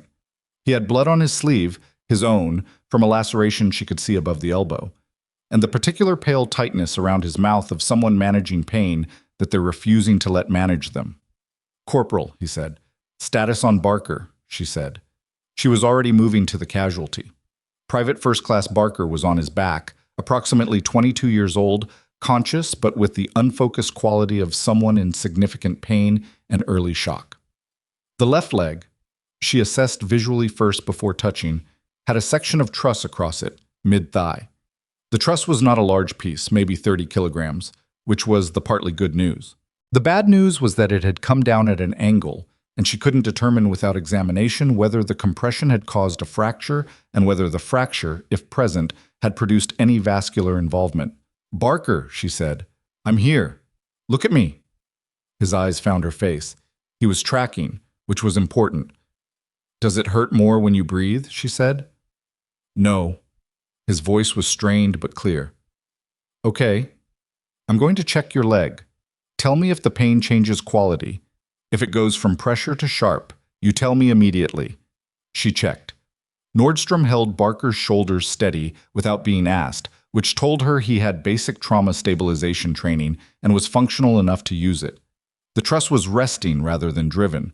It had come down with falling momentum but had settled rather than impacting at full velocity, which meant the compression profile was chronic rather than acute. She worked her hands under the edge, checked for subtruss bone position by touch and by Barker's response pattern, and made the determination, probable non-displaced fracture, mid-shaft femur, no signs of arterial compromise in the pulse she found at the ankle, which was as good as the situation was going to get. "We can move him," she said. "You sure?" Nordstrom said. "Not entirely," she said, "but the alternative is leaving him here, and the ceiling timeline doesn't support that." Above them, the structure groaned. A small piece of plywood broke free from the upper section and hit the debris floor 3 meters away. Barker's breathing spiked. "Don't look up," Ivy said to him, flat and calm. "Look at me. Keep looking at me." She coordinated the move with Nordstrom in 9 words. Where to grip, how to weight the lift, which direction, stop signal. And they moved Barker in a 2-person carry that was not comfortable for him and not textbook in its execution, but was fast and controlled and kept the compromised leg as stable as the conditions allowed. He made a sound when they lifted him that she filed away and kept moving. The gap was the problem. She couldn't carry him through it, too narrow for 2 across. She and Nordstrom positioned him at the entry, and she went through first and pulled while Nordstrom supported from inside. And the moment Barker's legs cleared the debris edge, the structure above the gap shifted visibly. Not collapse, but 3 centimeters of movement that was the building's way of communicating that it was done with visitors. Nordstrom was through 15 seconds later. Medical had arrived. She gave the handoff in 45 seconds. Mechanism, probable injury, pulse status, the specific grip points she'd used for the carry, and why. The trauma medic, Specialist Wren, a compact woman who had the efficient confidence of someone good at her job in high-stress conditions, absorbed the information, nodded once, and was working before Ivy finished talking. Ivy stepped back. Her hands were shaking slightly. This was normal, the adrenaline working through its process, and she held them still by putting them flat against her thighs and breathing at the rate she had trained herself to use when her body was running faster than the situation required. In, measured. Out, slower. The structure behind her groaned once more, and then the southern section came down fully. Not an explosion, just a long, grinding collapse of material settling to ground level, dust rising in a pale cloud over the wreckage. If they had been 30 seconds slower, it would have come down on all three of them. Nobody said anything for a moment.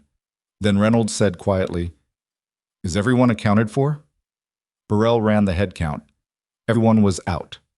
Barker was on a stretcher, Wren calling the incoming trauma report on the radio, Nordstrom sitting on the ground with someone holding pressure on his arm laceration, looking at Ivy with an expression that was trying to decide what it was. Ivy was looking at the collapsed structure. She was aware, suddenly, that the compound had filled. Word had moved the way it always moves on military installations, fast and total.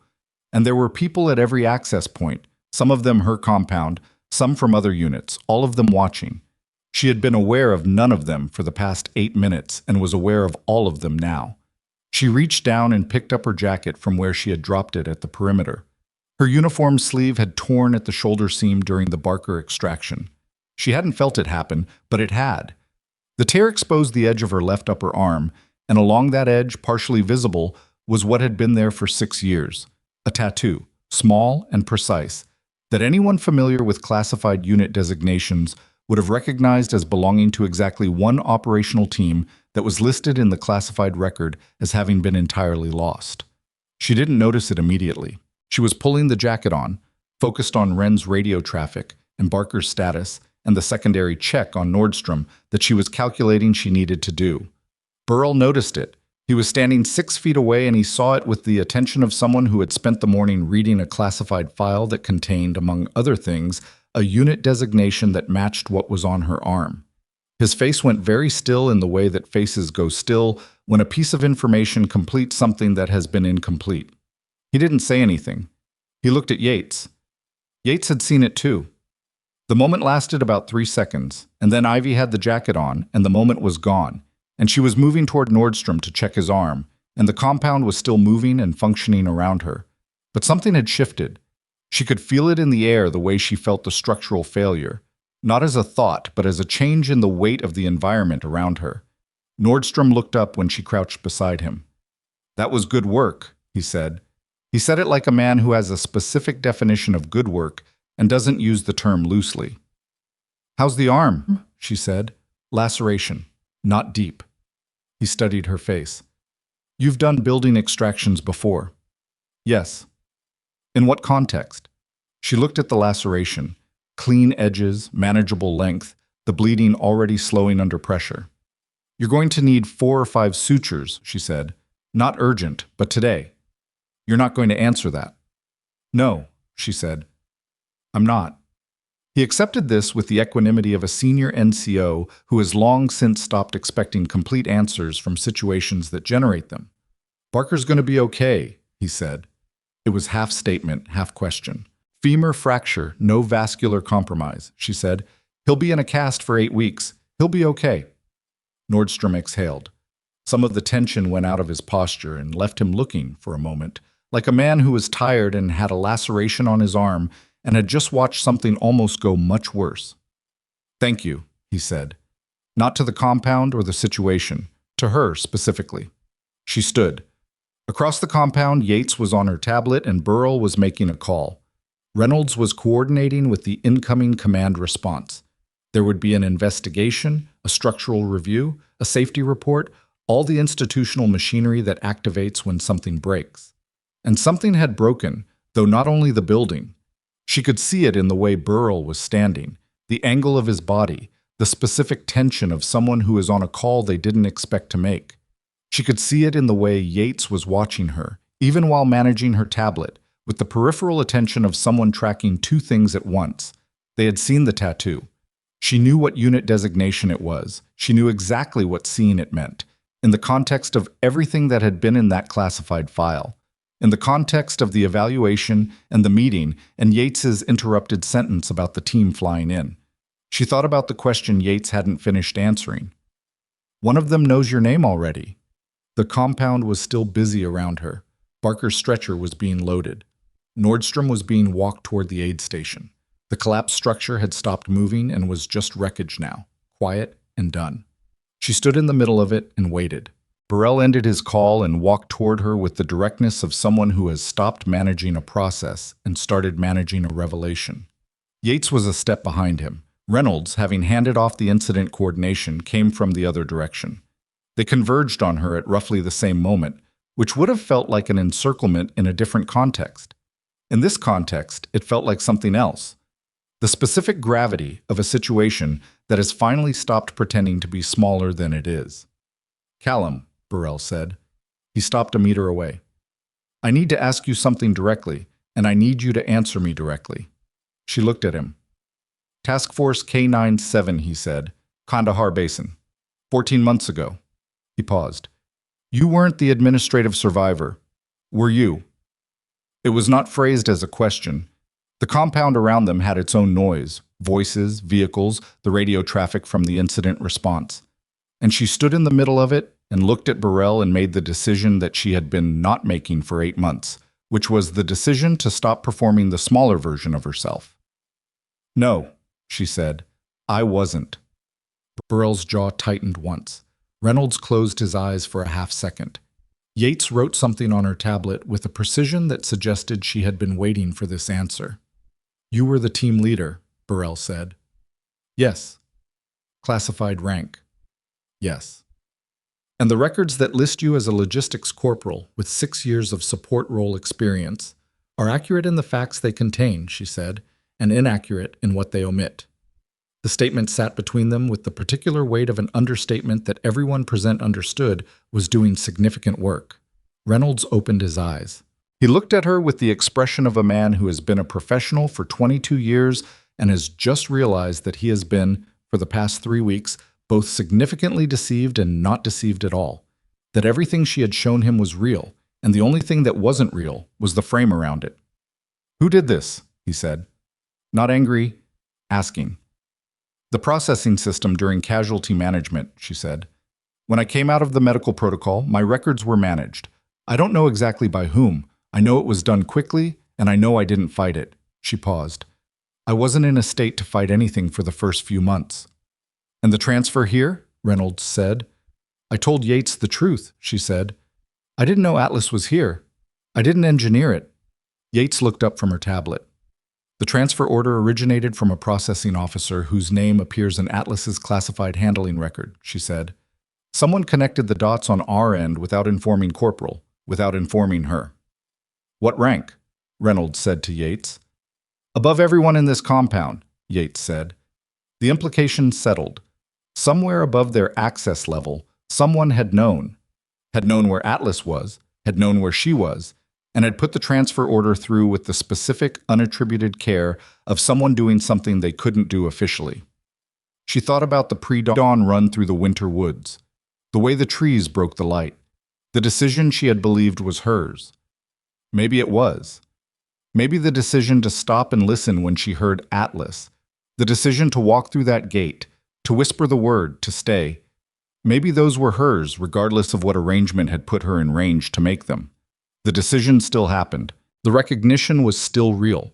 She was still working out what to do with all of it when Yates said, "The team that was scheduled to arrive day after tomorrow," she looked at her tablet, "has moved their arrival up. They're landing at Wheeler Field in," she checked, "4 hours." "Who's on the team?" Reynolds said. Yates looked at Ivy. Ivy looked back. "Colonel Marcus Devereaux," Yates said, "JSOK Command. He's been requesting access to Atlas's full case file for 9 months." She paused. "And requesting information on the location of Atlas's original handler for the same amount of time." Something went through Ivy's face, not the brief, unguarded thing from the conference room. Something fuller than that, something that she didn't have the bandwidth to stop because the past 4 hours had spent whatever reserve she used to manage her own reactions. "Devereaux," she said. It came out quieter than she intended. "You know him," Reynolds said. not a question. She looked at the collapsed structure, just wreckage now, the dust settling, the drama of it already becoming past tense the way events do when they're over. He was my commanding officer, she said, before Kandahar. Nobody spoke. He was the one who approved the K-97 deployment, she said. He was the one who... She stopped, restarted. He's been looking for Atlas for 9 months. And for you, Yates said quietly. Ivy looked at her. The file requests, Yates said. They weren't just for the dog. The compound was very quiet around her suddenly. Or maybe it wasn't quiet at all, and she had simply stopped hearing it, the way you stop hearing background noise when something closer and more significant demands all of your attention. 4 hours. Devereaux's plane was 4 hours out, and standing here in a torn uniform sleeve with the unit tattoo visible and the classified truth of who she was sitting in the open air for the first time in 8 months, Ivy realized that the incoming weather she had felt since the first Friday in the training yard was not, as she had thought, one storm. It was 2. The first had arrived in the conference room this morning. The second was on an aircraft 4 hours out, and it had her name in its briefing file. She had 4 hours, and she used none of them to prepare a speech. What she did instead was practical. She went to the K9 compound, ran Atlas through a 30-minute session that was less about performance and more about settling herself into the part of her that worked best under pressure, which was the part that had learned to think in small, concrete steps rather than in the full architecture of what was coming. She checked his 4-pad, the right one she had been monitoring, and found it slightly better than the day before, which was information that mattered independent of everything else. She cleaned and retaped it. She sat with him in the run for 20 minutes in the particular quiet that she had come to understand was not emptiness but a kind of resource, the specific rest of 2 beings who had been through the same fire and had stopped needing to explain it to each other. Okafor found her there at the 90-minute mark and stood at the run gate with the expression of someone who has heard something significant and is processing it with more grace than most people manage. Burrell told the team, Okafor said. Not everything, but enough. Ivy looked up. What did they say? Okafor considered this honestly. Hale didn't say anything for about 2 minutes. Then he said he owed you a better introduction. She paused. Ortega said she knew something was off about the records. Not in a bad way. Just that she knew. Ivy scratched Atlas behind his left ear. He leaned into it the same way he always did. And you? She said. Okafor was quiet for a moment. I think you're the most competent person on this installation, she said. And I think someone worked very hard to make sure nobody knew that. And I think that's not something that just happens by accident. She said it without bitterness, just as an observation of something real. That's all I've got.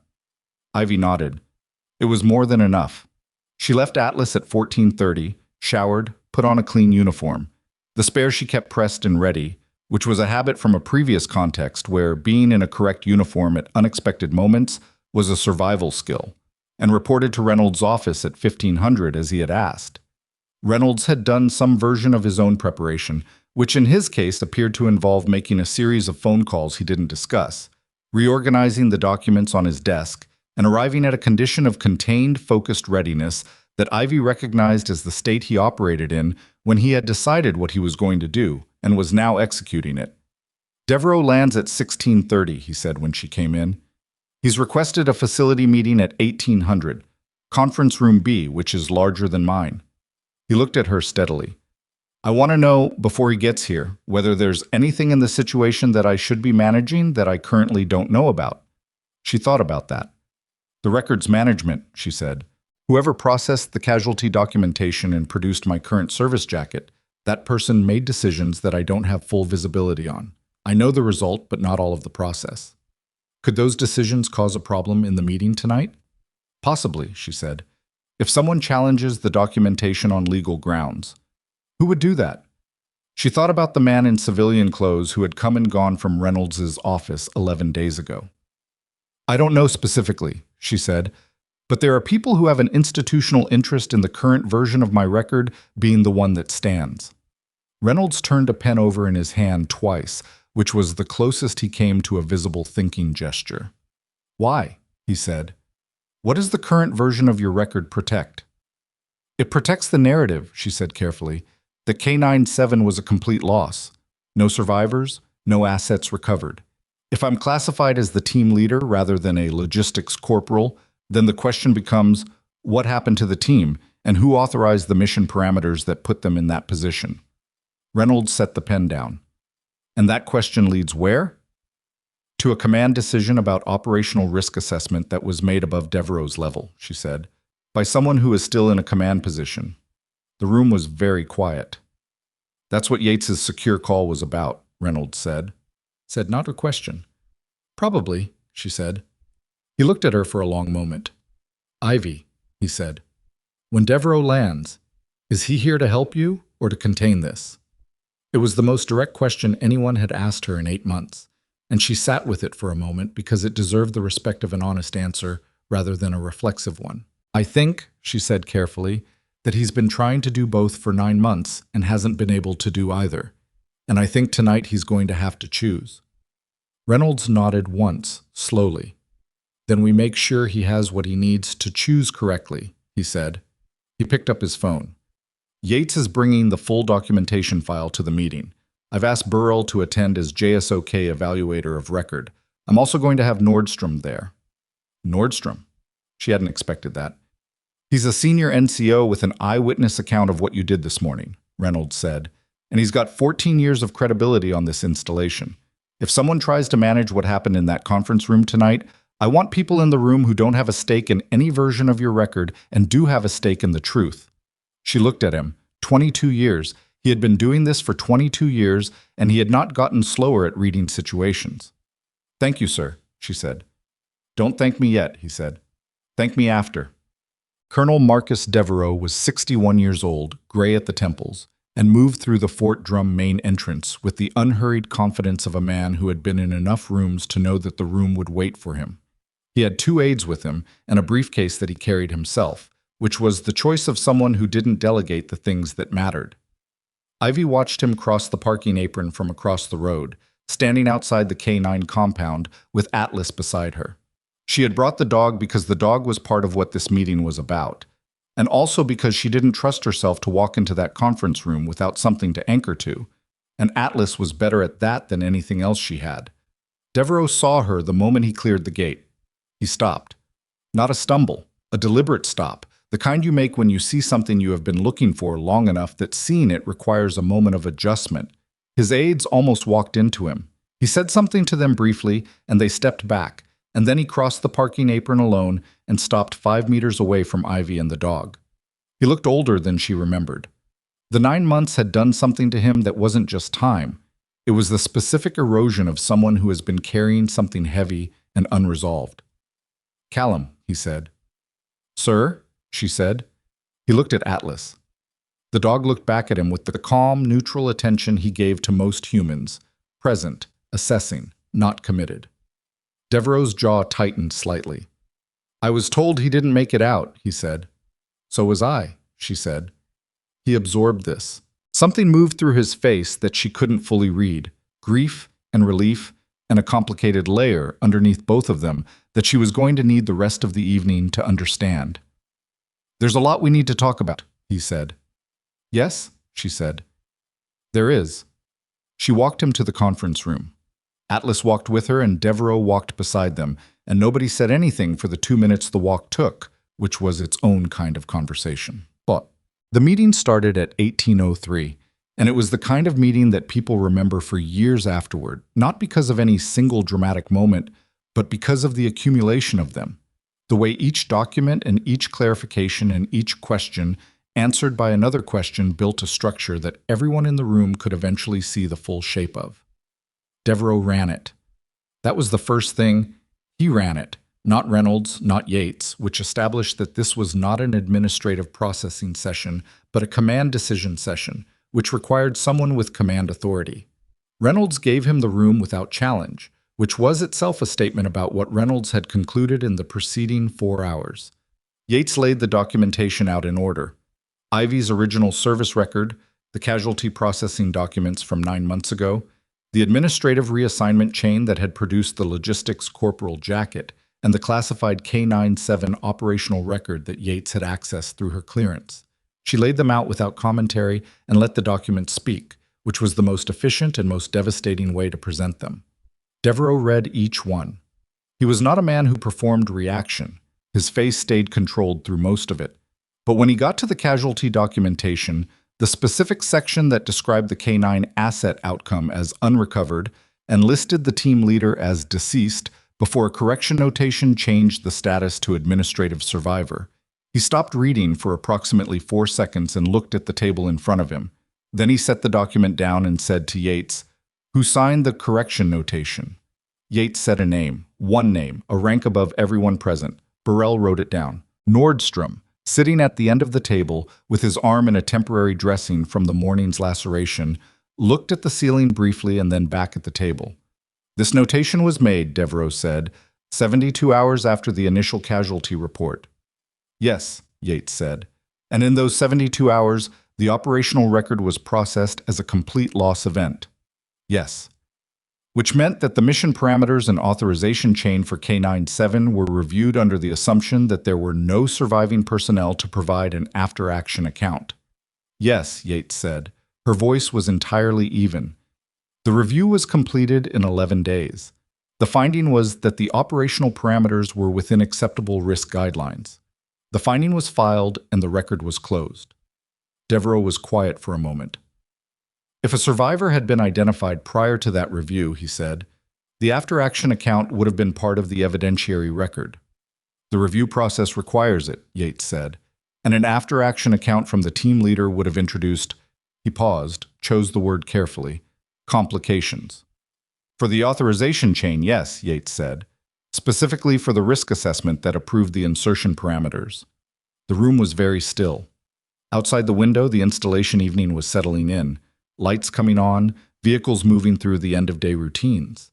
Ivy was looking at Devereaux. She had been waiting for this part of the conversation for 9 months, and now that it was happening, she felt less of the anger she had expected and more of the exhaustion of something finally being said in the correct room in front of the correct people. "Colonel," she said. He looked at her. "You requested the file 9 months ago," she said. "You've been requesting it since the review closed." "Yes," he said. "You knew the review finding was wrong." A pause. "I knew the process had been managed," he said. "I didn't know the full extent until Yates pulled the complete record." "But you knew enough to keep requesting the file," she said. He met her gaze directly. "Yes," he said. "I knew enough." She nodded. Accepted this, not as absolution, but as information. The distinction mattered. "Who approved the insertion parameters for K97, Burrell said. He said it with the flat directness of someone who has been in this meeting for 90 minutes and is done with the peripheral approach. Devereaux looked at Burrell, then at Yates, then at the document in front of him. "The authorization chain goes through my command level to the office above it," he said. "The final approval signature on the K97 mission parameters belongs to Brigadier General Clifton Marsh." Nordstrom looked at Reynolds. Reynolds looked at the wall. Marsh was not a name that was unknown at Fort Drum.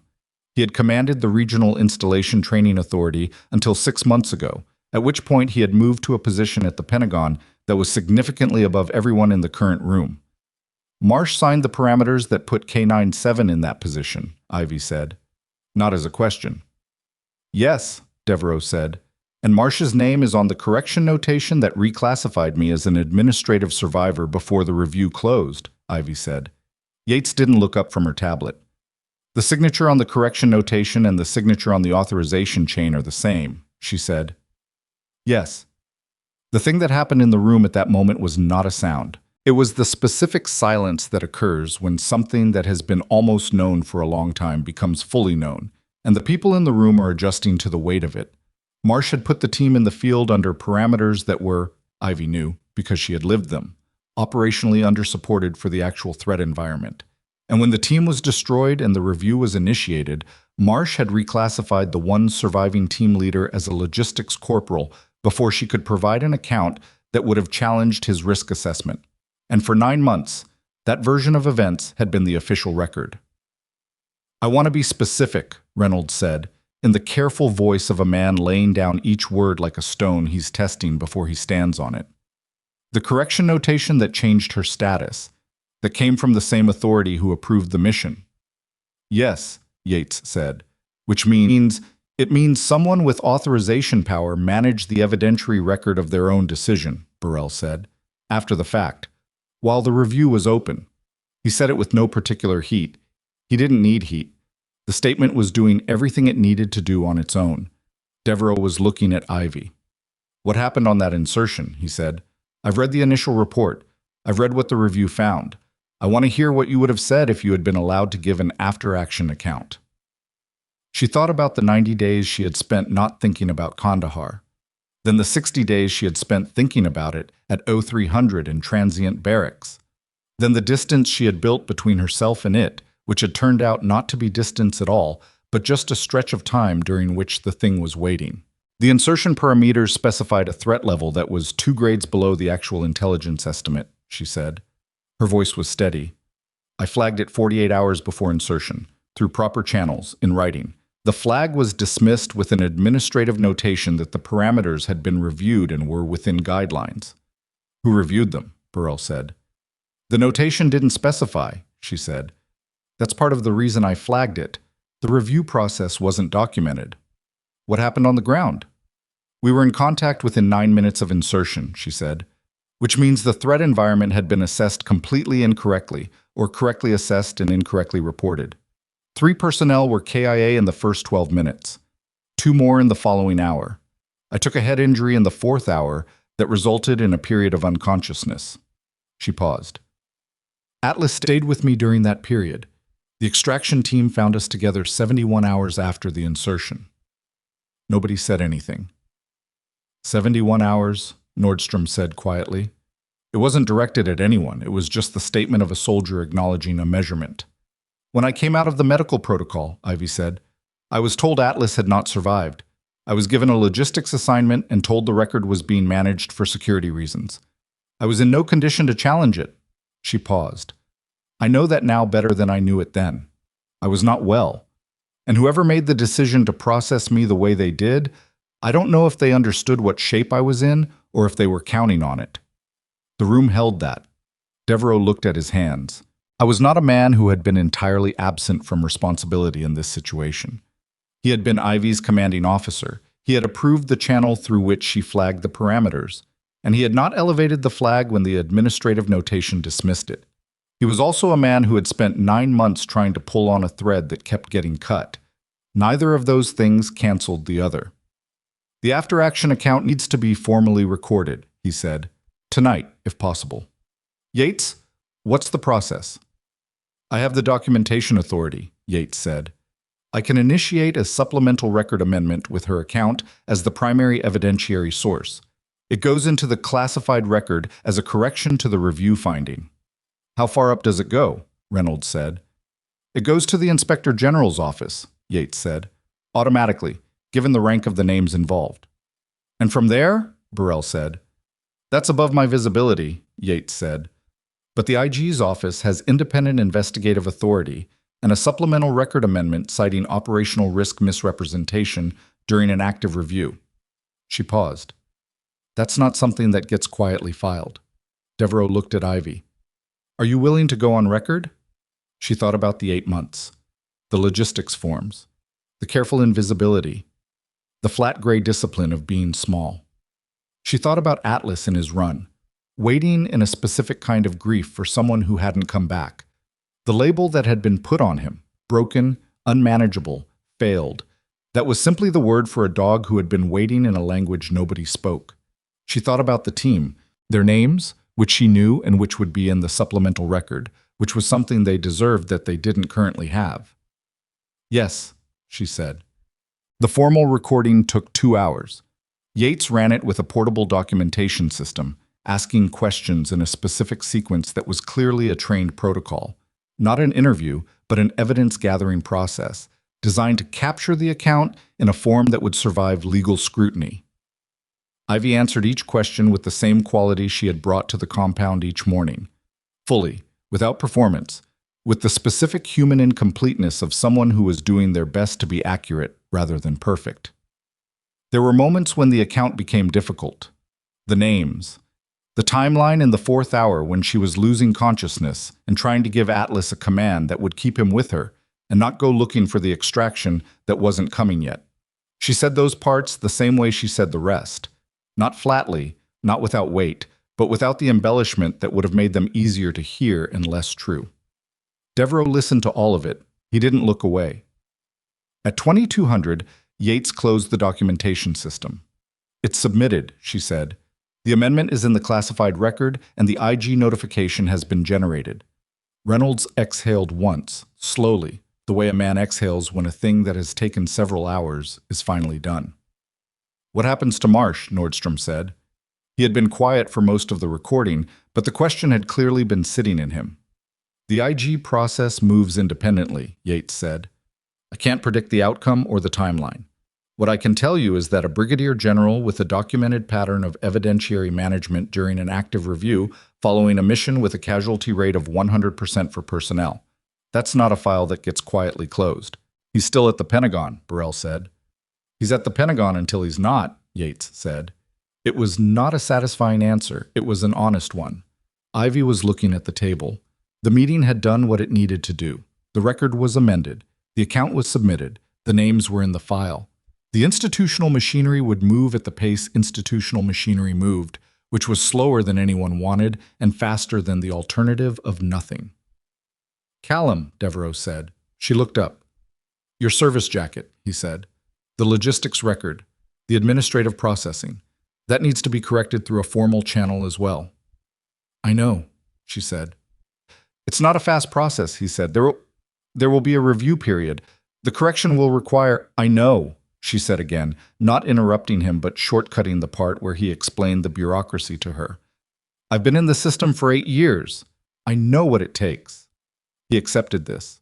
"Your rating as K9 team leader, your operational record, your rank designation, all of it needs to go back into the system correctly." "Yes," she said. "And Atlas's handler record needs to reflect the actual assignment history." "Yes." He looked at the dog, who had been in the room for the entire 4 hours, lying at Ivy's left foot in the way that working dogs lie when they are settled and present. Not asleep, not performing alertness, just existing in patient company. Atlas looked back at Devereaux with the neutral, measuring attention of a dog who is deciding something. "He stayed with you for 71 hours, Devereaux said. "Yes," she said. "And then someone told you he didn't make it." "Yes," she said. Devereaux was quiet for a long moment. When he spoke again, his voice had changed in a way that was very slight and very significant, the change that happens when a person stops managing what they're feeling and just says the thing. "I'm sorry," he said. "For the record, and for what isn't in the record. I should have elevated your flag. I should have pushed back on the authorization when the parameters came through my command.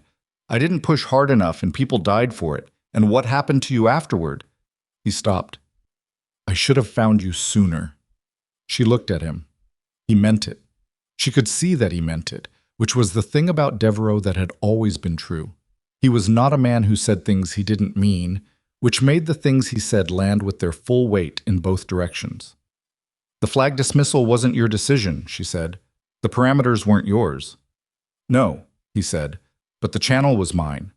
And when the channel failed, I should have used a different one." She didn't answer immediately. The room waited. "Yes," she said finally. "You should have. Not absolution, not condemnation, the accurate thing, which was somewhere between the two." Devereaux nodded. He accepted it the way the statement was offered, not as punishment, but as the shape of what was true. At 22:30, Reynolds walked Devereaux and his aides to the vehicle pool. Yates left with the documentation system. Burrell stayed for an additional 20 minutes to discuss the JSOK evaluation findings with Nordstrom, and then he left too. Ivy sat in the conference room for a few minutes after everyone else was gone. Atlas put his head in her lap. She put her hand on top of his head, and they stayed like that in the empty room with the institutional silence of a building at night around them. The settling of the structure, the hum of the HVAC, the distant sounds of the installation perimeter. She thought about Marsh.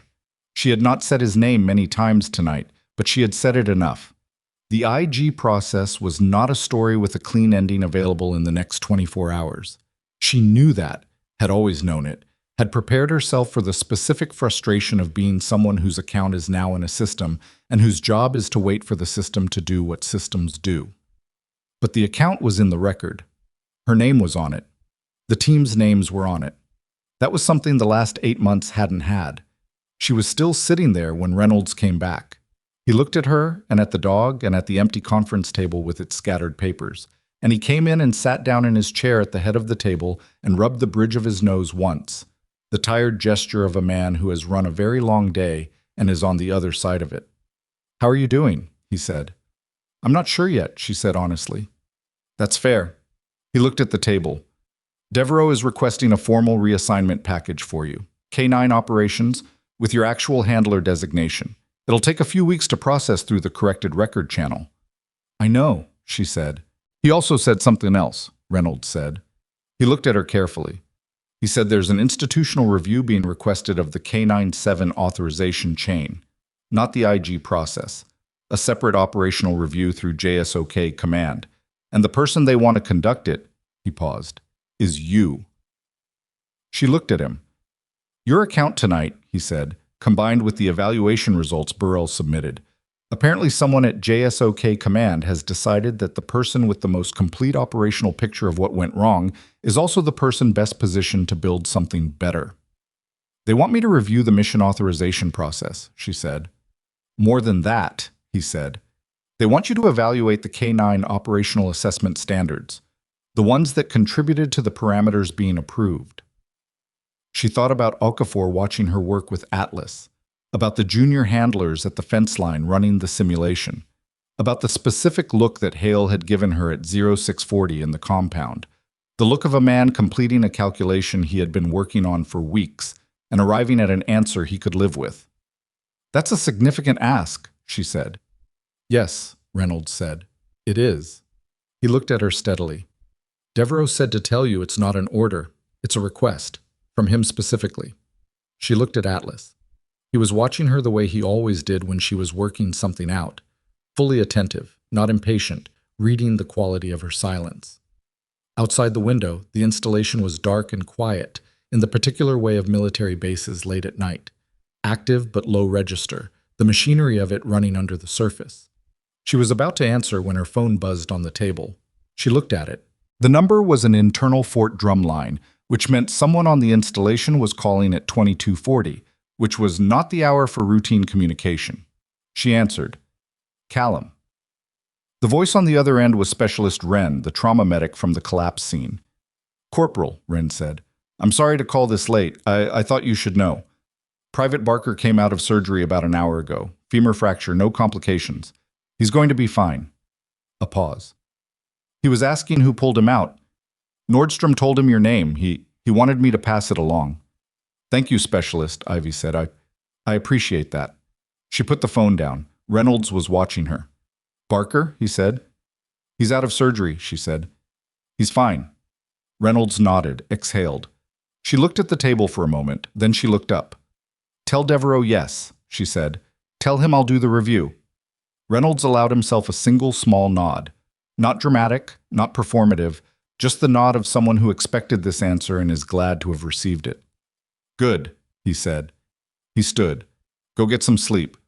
We have a long administrative process starting tomorrow." "Sir," she said. "And Callum, Atlas's morning session. I'll tell Okafor to cover it. You don't need to be in at 0545. She looked at him. "I'll be in at 0545, she said. He looked like he was going to argue this, then looked at the dog, then at her, and made the calculation of a man who has known enough handlers to know that some things you don't argue. "Fine," he said. 0545.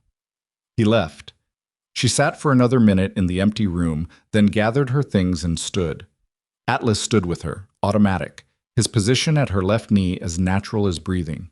She thought about the supplemental record, moving through the system now, carrying the team's names. She thought about the IG notification, sitting in an inbox at a building in Washington where a general had arrived each morning for 9 months to an office that did not yet know what was coming for him.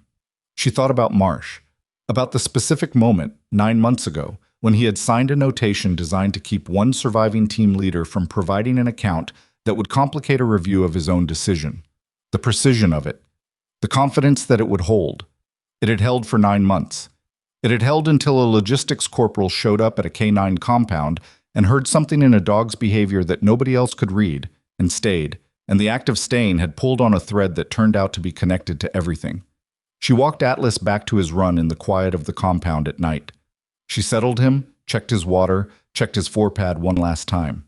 He watched her through the fence gate as she secured it, with the steady, complete attention that was the thing she had recognized about him from the beginning.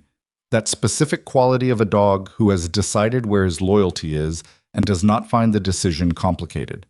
She had always found that clarifying. She still did. She was walking back toward the transient barracks when her phone buzzed again. Not a call this time. A secure message notification from a number she had to look at twice before she recognized it. A number from a field office, not a base, not an administrative building. She opened it. 3 sentences. No signature. She read them once, then again. The IG office received the amendment notification at 22:01. Marcia's access to the K97 file was suspended at 22:15. There is a second file you don't know about. She stopped walking. The installation was quiet around her, dark and cold, the perimeter lights making long shadows across the access road. Somewhere in the K9 compound behind her, Atlas was in his run. Somewhere in Washington, a general's file access had been suspended. And somewhere, in a system she didn't have access to, in a record she hadn't been told existed, there was something else. She read the message a third time. There is a second file you don't know about. The cold came in through her jacket collar. The perimeter lights hummed. She stood on the access road at 22:45 and understood, with the same bone-level certainty she had felt on that first Friday in the training yard, that the incoming weather was not done. It had moved through the first storm and the second, and it was not done. She stood on the access road for a long time after reading the message a fourth time, which didn't change what it said but gave her hand something to do while her mind worked through the implications. A second file. Not a supplemental document, not an addendum to the K97 record. The phrasing was specific. A second file. Something separate, something that existed in parallel to everything that had been submitted tonight, that had been in the system while the meeting happened, while Yates documented the account, while the IG notification generated. She didn't sleep. She hadn't expected to. At 0200, she called the number the message had come from. It rang 4 times and went to a generic voicemail prompt with no identifying information. She didn't leave a message. She sat on the edge of her bunk in the transient barracks and thought about what she knew about the processing of classified operational records and what a second file could mean in that context. And by 0330, she had arrived at 2 possibilities, one of which was manageable and one of which was significantly worse than anything that had been on the conference table tonight. At 0400, she got up, laced her boots, and went to the K9 compound. Atlas was awake when she got there, which meant he had heard her coming, or had been waiting, which was also possible, and was the kind of thing she had stopped finding improbable. She sat outside his run in the dark, and he pressed his nose against the fence mesh, and she put her fingers against it, and they stayed like that while the installation moved through its pre-dawn rhythms around them. She thought about the message.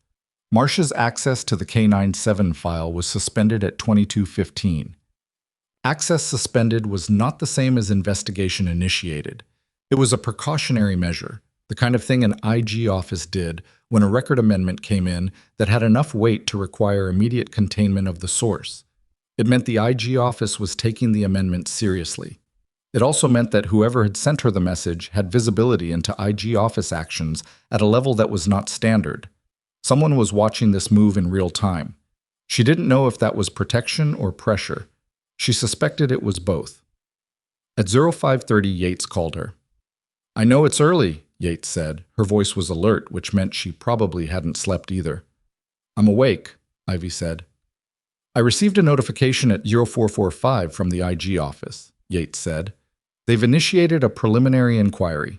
Marsh has been notified through his command chain and his access to the relevant file systems has been suspended pending the inquiry outcome." A pause. "He's already retained legal representation." "That was fast," Ivy said. "His office apparently had standing arrangements for this specific category of event," Yates said, which was a sentence that contained an entire portrait inside it. A man who had built a career on decisions like the K97 authorization. and had been sufficiently aware of their nature to prepare for the possibility of accountability. "There's something else," Ivy said. "The message you received," Yates said. "Yes, I know about it." Ivy was quiet for a moment. "Did you send it?" "No," Yates said. "But I know who did, and I know what the second file is." A pause. "Can you be at Reynolds' office at 0700? Not a full meeting, just you, me, and him." "Yes," Ivy said. She put the phone in her pocket and looked at Atlas through the fence. The pre-dawn was beginning its slow gray arrival, the sky shifting at the eastern edge, the installation waking around them. "Something else is coming," she told him. He looked at her steadily. He already knew. The second file was not about her. That was the first thing Yates said when the three of them were in Reynolds' office at 0700, and it reconfigured everything Ivy had been calculating since 22:45 the previous night.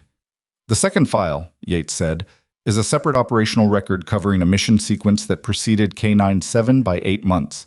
A different team, different geography." She set her tablet down. "Same authorization chain." Reynolds looked at the tablet. "Marsh." "Same risk assessment pattern," Yates said. "Threat level underclassified in the parameters. Insertion conditions that didn't match the actual intelligence picture. Casualties." She paused. "That mission also had a survivor. One person, designated administrative support, processed through a reassignment channel within 72 hours of the casualty report." The room was very quiet. "He's done this before," Reynolds said. "The inquiry will determine that formally," Yates said. "But the second file, which was accessed by the person who sent Corporal Callum the message, using a clearance level I'm not going to specify, indicates a pattern." She looked at Ivy. "You weren't the first person whose account was managed out of an operational review." Ivy thought about that. The specific weight of it, not that her situation was worse than she had known, but that it was larger. That somewhere there was another person who had come out of something like Kandahar and been handed a different name and a different assignment and told to be small. "Where is that person now?" she said. "That's one of the things the inquiry will establish," Yates said. "The second file survivor's current status is—" She paused, choosing words carefully. "Not clearly documented in the accessible record." Not clearly documented. The particular bureaucratic phrase for a person who had been processed into administrative invisibility and not yet found. "The message I received," Ivy said. "The person who sent it. They wanted me to know about the second file because your account being on record creates a legal basis for the inquiry to expand," Yates said. "What you submitted last night isn't just your case. It's the evidentiary door through which the broader pattern can be examined." She looked at Ivy directly. "Your account wasn't just about getting your record corrected. It was about making it possible to find the other file." Ivy sat with this. The person who had sent the message, whoever they were, whatever their visibility into the IG system, had needed her account in the record before the second file could be surfaced, had needed her to go on record first to be the first stone that moved, so that the rest of them could move after. She had spent 8 months being small, being invisible, being the thing that nobody looked at in a room, and all of that time someone had been watching and waiting for her to decide to be something else. "Who sent the message?" she said. Yates looked at her for a long moment. "Someone who was there," she said. "Not at Kandahar. Before it." She didn't say more than that. Ivy didn't push. She had enough. The IG inquiry moved in the particular way that institutional processes move when they have enough momentum. Not fast, not dramatically, but with the relentless forward pressure of something that has been correctly aimed and doesn't need to be pushed. Ivy learned this in pieces over the following 3 weeks, through Yates and through Devereaux, who had positioned himself as the command authority coordinating the JSOK side of the process, and who communicated with Ivy with the specific directness of someone who has said his honest apology and has decided that the thing he owes her now is information. Marsh retained 2 lawyers. He also issued a statement through his legal representation that characterized the K97 record amendment as procedurally irregular and the casualty documentation as consistent with standard practice during high-stress operational processing periods. The statement was 3 paragraphs long and said nothing that the IG office hadn't already anticipated. Yates, when Ivy asked about it, said, He's using the language his lawyers gave him. It's the language you use when you know what's in the record and you're trying to create distance from it before the inquiry report is filed. The inquiry report was filed 18 days after the amendment submission. Ivy was running Atlas through an off-lead tracking sequence in the North Field when her phone buzzed with a notification from Devereaux's office. She finished the sequence. She was not a person who stopped mid-task for a phone notification, and Atlas deserved the complete session. And then she read it. Marsh had been formally relieved of his Pentagon position pending the outcome of a full Inspector General investigation. The investigation had been expanded to include the second operational record and the documentation practices surrounding both mission authorizations. His security clearances had been suspended. He had been notified through his chain of command and had 24 hours to comply with a reporting requirement. One paragraph below that. The second file survivor had been located. Living name and current assignment to follow through secure channel. She read it twice. Then she called Atlas in from the field, and he came at a controlled gallop and sat at her left knee and looked up at her with the precise, total attention that he always brought to her face when something significant was happening. "It's done," she told him. "Most of it." He put his chin on her knee briefly, a gesture she had never trained him to make and which he had always done anyway, in specific moments, as if he had a sense for when contact was what was needed. And then he raised his head and looked out at the field, ears forward, ready for what came next. The formal record correction came through 4 days later. It was not a ceremony. It was paperwork, which was the correct form for it. The specific functional paperwork of a bureaucratic system acknowledging that it had produced an error and was correcting it, without drama, with the quiet weight of something being made right in the precise ledger where the wrong had been recorded.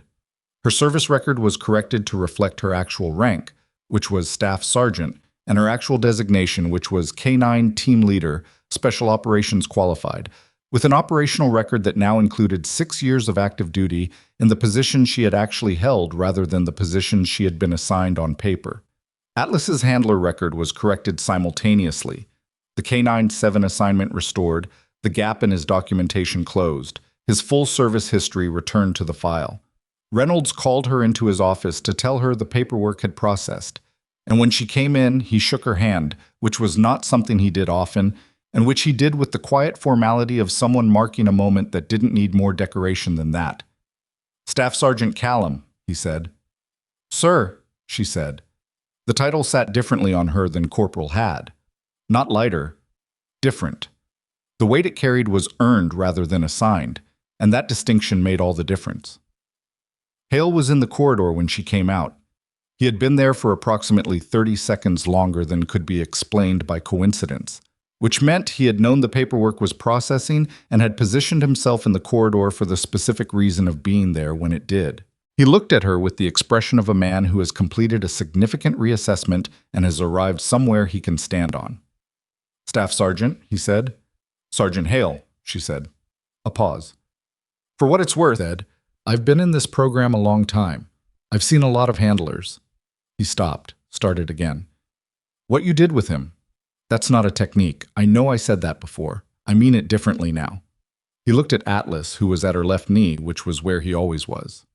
"He was waiting for you. I know that now. I should have known it sooner. I should have understood what I was looking at instead of trying to fix it." "You did your job," she said. "You kept him functional until I got here. That's not nothing." He accepted this without deflecting it, which was the right response. He nodded once and moved off down the corridor, and she watched him go and thought that accountability without punishment was one of the harder things to receive and one of the more useful things to give. The operational review that Devereaux had requested, the evaluation of K-9 assessment standards and mission authorization protocols, began 6 weeks after the record correction. Ivy ran it with Burrell as the JSOK technical authority and Yates as the documentation lead, and she ran it the way she ran everything, carefully, without performance, with the specific attention to what was actually true rather than what was institutionally convenient. It took 4 months. It produced a report that was classified at a level above her current access and then partially declassified for implementation purposes, which meant she wrote something she wasn't permitted to fully read, which was a particular kind of military irony that she had long since stopped finding surprising. What she was told about the report's findings was this: The authorization standards for K-97 type missions were being revised. The risk assessment documentation requirements were being strengthened. The channel she had used to flag the parameter concerns, the channel that had been dismissed with an administrative notation, was being eliminated in favor of a multi-authority review process that required independent sign-off at two separate command levels. Someone who came after her, in a situation like hers, would have a different channel available. It would not save everyone. It would not prevent all of the bad decisions that operational environments produce, but it would make one specific category of bad decision harder to make invisibly. That was something. She had learned to be accurate about what something was and wasn't, and that was something. The second file survivor's name was Corporal, formerly Sergeant First Class, Adaeze Mbeki, and she was currently assigned to a transportation unit at Fort Campbell, and she had been there for 7 months, and she had a service record that looked like a logistics jacket and moved like a person who had been in rooms she couldn't talk about. Ivy called her. The call was brief. Mbeki was guarded, which was correct. 7 months of administrative invisibility produces a particular kind of guardedness that takes time to dismantle. Ivy didn't try to dismantle it in a single phone call. She told Mbeki what she knew about the second file, about the inquiry expansion, about the IG process, and what it meant for the record. She told her that someone had been watching both of them and had used Ivy's account to surface the second file, and that the second file was now in the system, which meant Mbeki's account was going to be requested. "You don't have to give it," Ivy said, "but if you do, it goes into the record. Your name goes into the record. Your team's names go into the record." A long silence on the other end. "Was it worth it?" Mbeki said finally. "Going on record. Was it worth what came after?" Ivy thought about the 4 months of the operational review, about the 3 weeks of IG process updates arriving in fragments, about Reynolds calling her staff sergeant in the corridor outside his office, about Atlas's chin on her knee in the north field. "I can't tell you it's clean," she said. "It's not clean. The process is slow and there are people whose job is to make it slower, and nothing resolves the way you want it to resolve in the time you want it to resolve." She paused. "But your team's names are in a file that says what actually happened to them. And that's not the same as nothing." Another silence. Then, "Okay," Mbeki said. "Okay." It was not a triumphant moment. It was a tired one, which was the accurate emotional register for it. Two people who had been through the same category of thing, talking across a phone line about the specific cost and the specific worth of deciding to be visible. Neither of them was whole. Neither of them was done processing the thing that had been done to them. But the conversation was happening, which meant something that had been invisible was beginning the slow work of becoming seen. 4 months after the record correction, Devereaux called. He had a request, which he framed as a request with the specificity of someone who had learned from the previous year not to mistake a request for an order.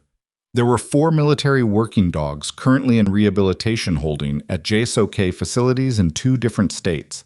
Dogs who had lost their handlers in operational contexts and had been classified as non-deployable for the behavioral pattern that Atlas had presented. Resistant to all handling, performing below capacity, waiting in a specific kind of grief that the standard rehabilitation protocol couldn't reach because the standard rehabilitation protocol didn't speak the language. "You know what they need," Devereaux said. "I know what Atlas needed," she said. "That's not exactly the same thing." "No," he said, "but it's closer than anything else we have." She thought about the 4 dogs. She didn't know them, and didn't know their histories, and didn't know whether what she had with Atlas could be translated into something applicable to 4 different animals in 4 different states of grief. That was the honest version of the situation. That it might not work, that she might get there and find that what she had was specific rather than general, that some bonds were singular and not reproducible. She also thought about Atlas the first time she had seen him, standing at the back of his run at Ur 400, watching the tree line, waiting in the specific way of something that had stopped expecting return but hadn't found a replacement for the act of waiting. "When?" she said. "As soon as you can travel," Devereaux said.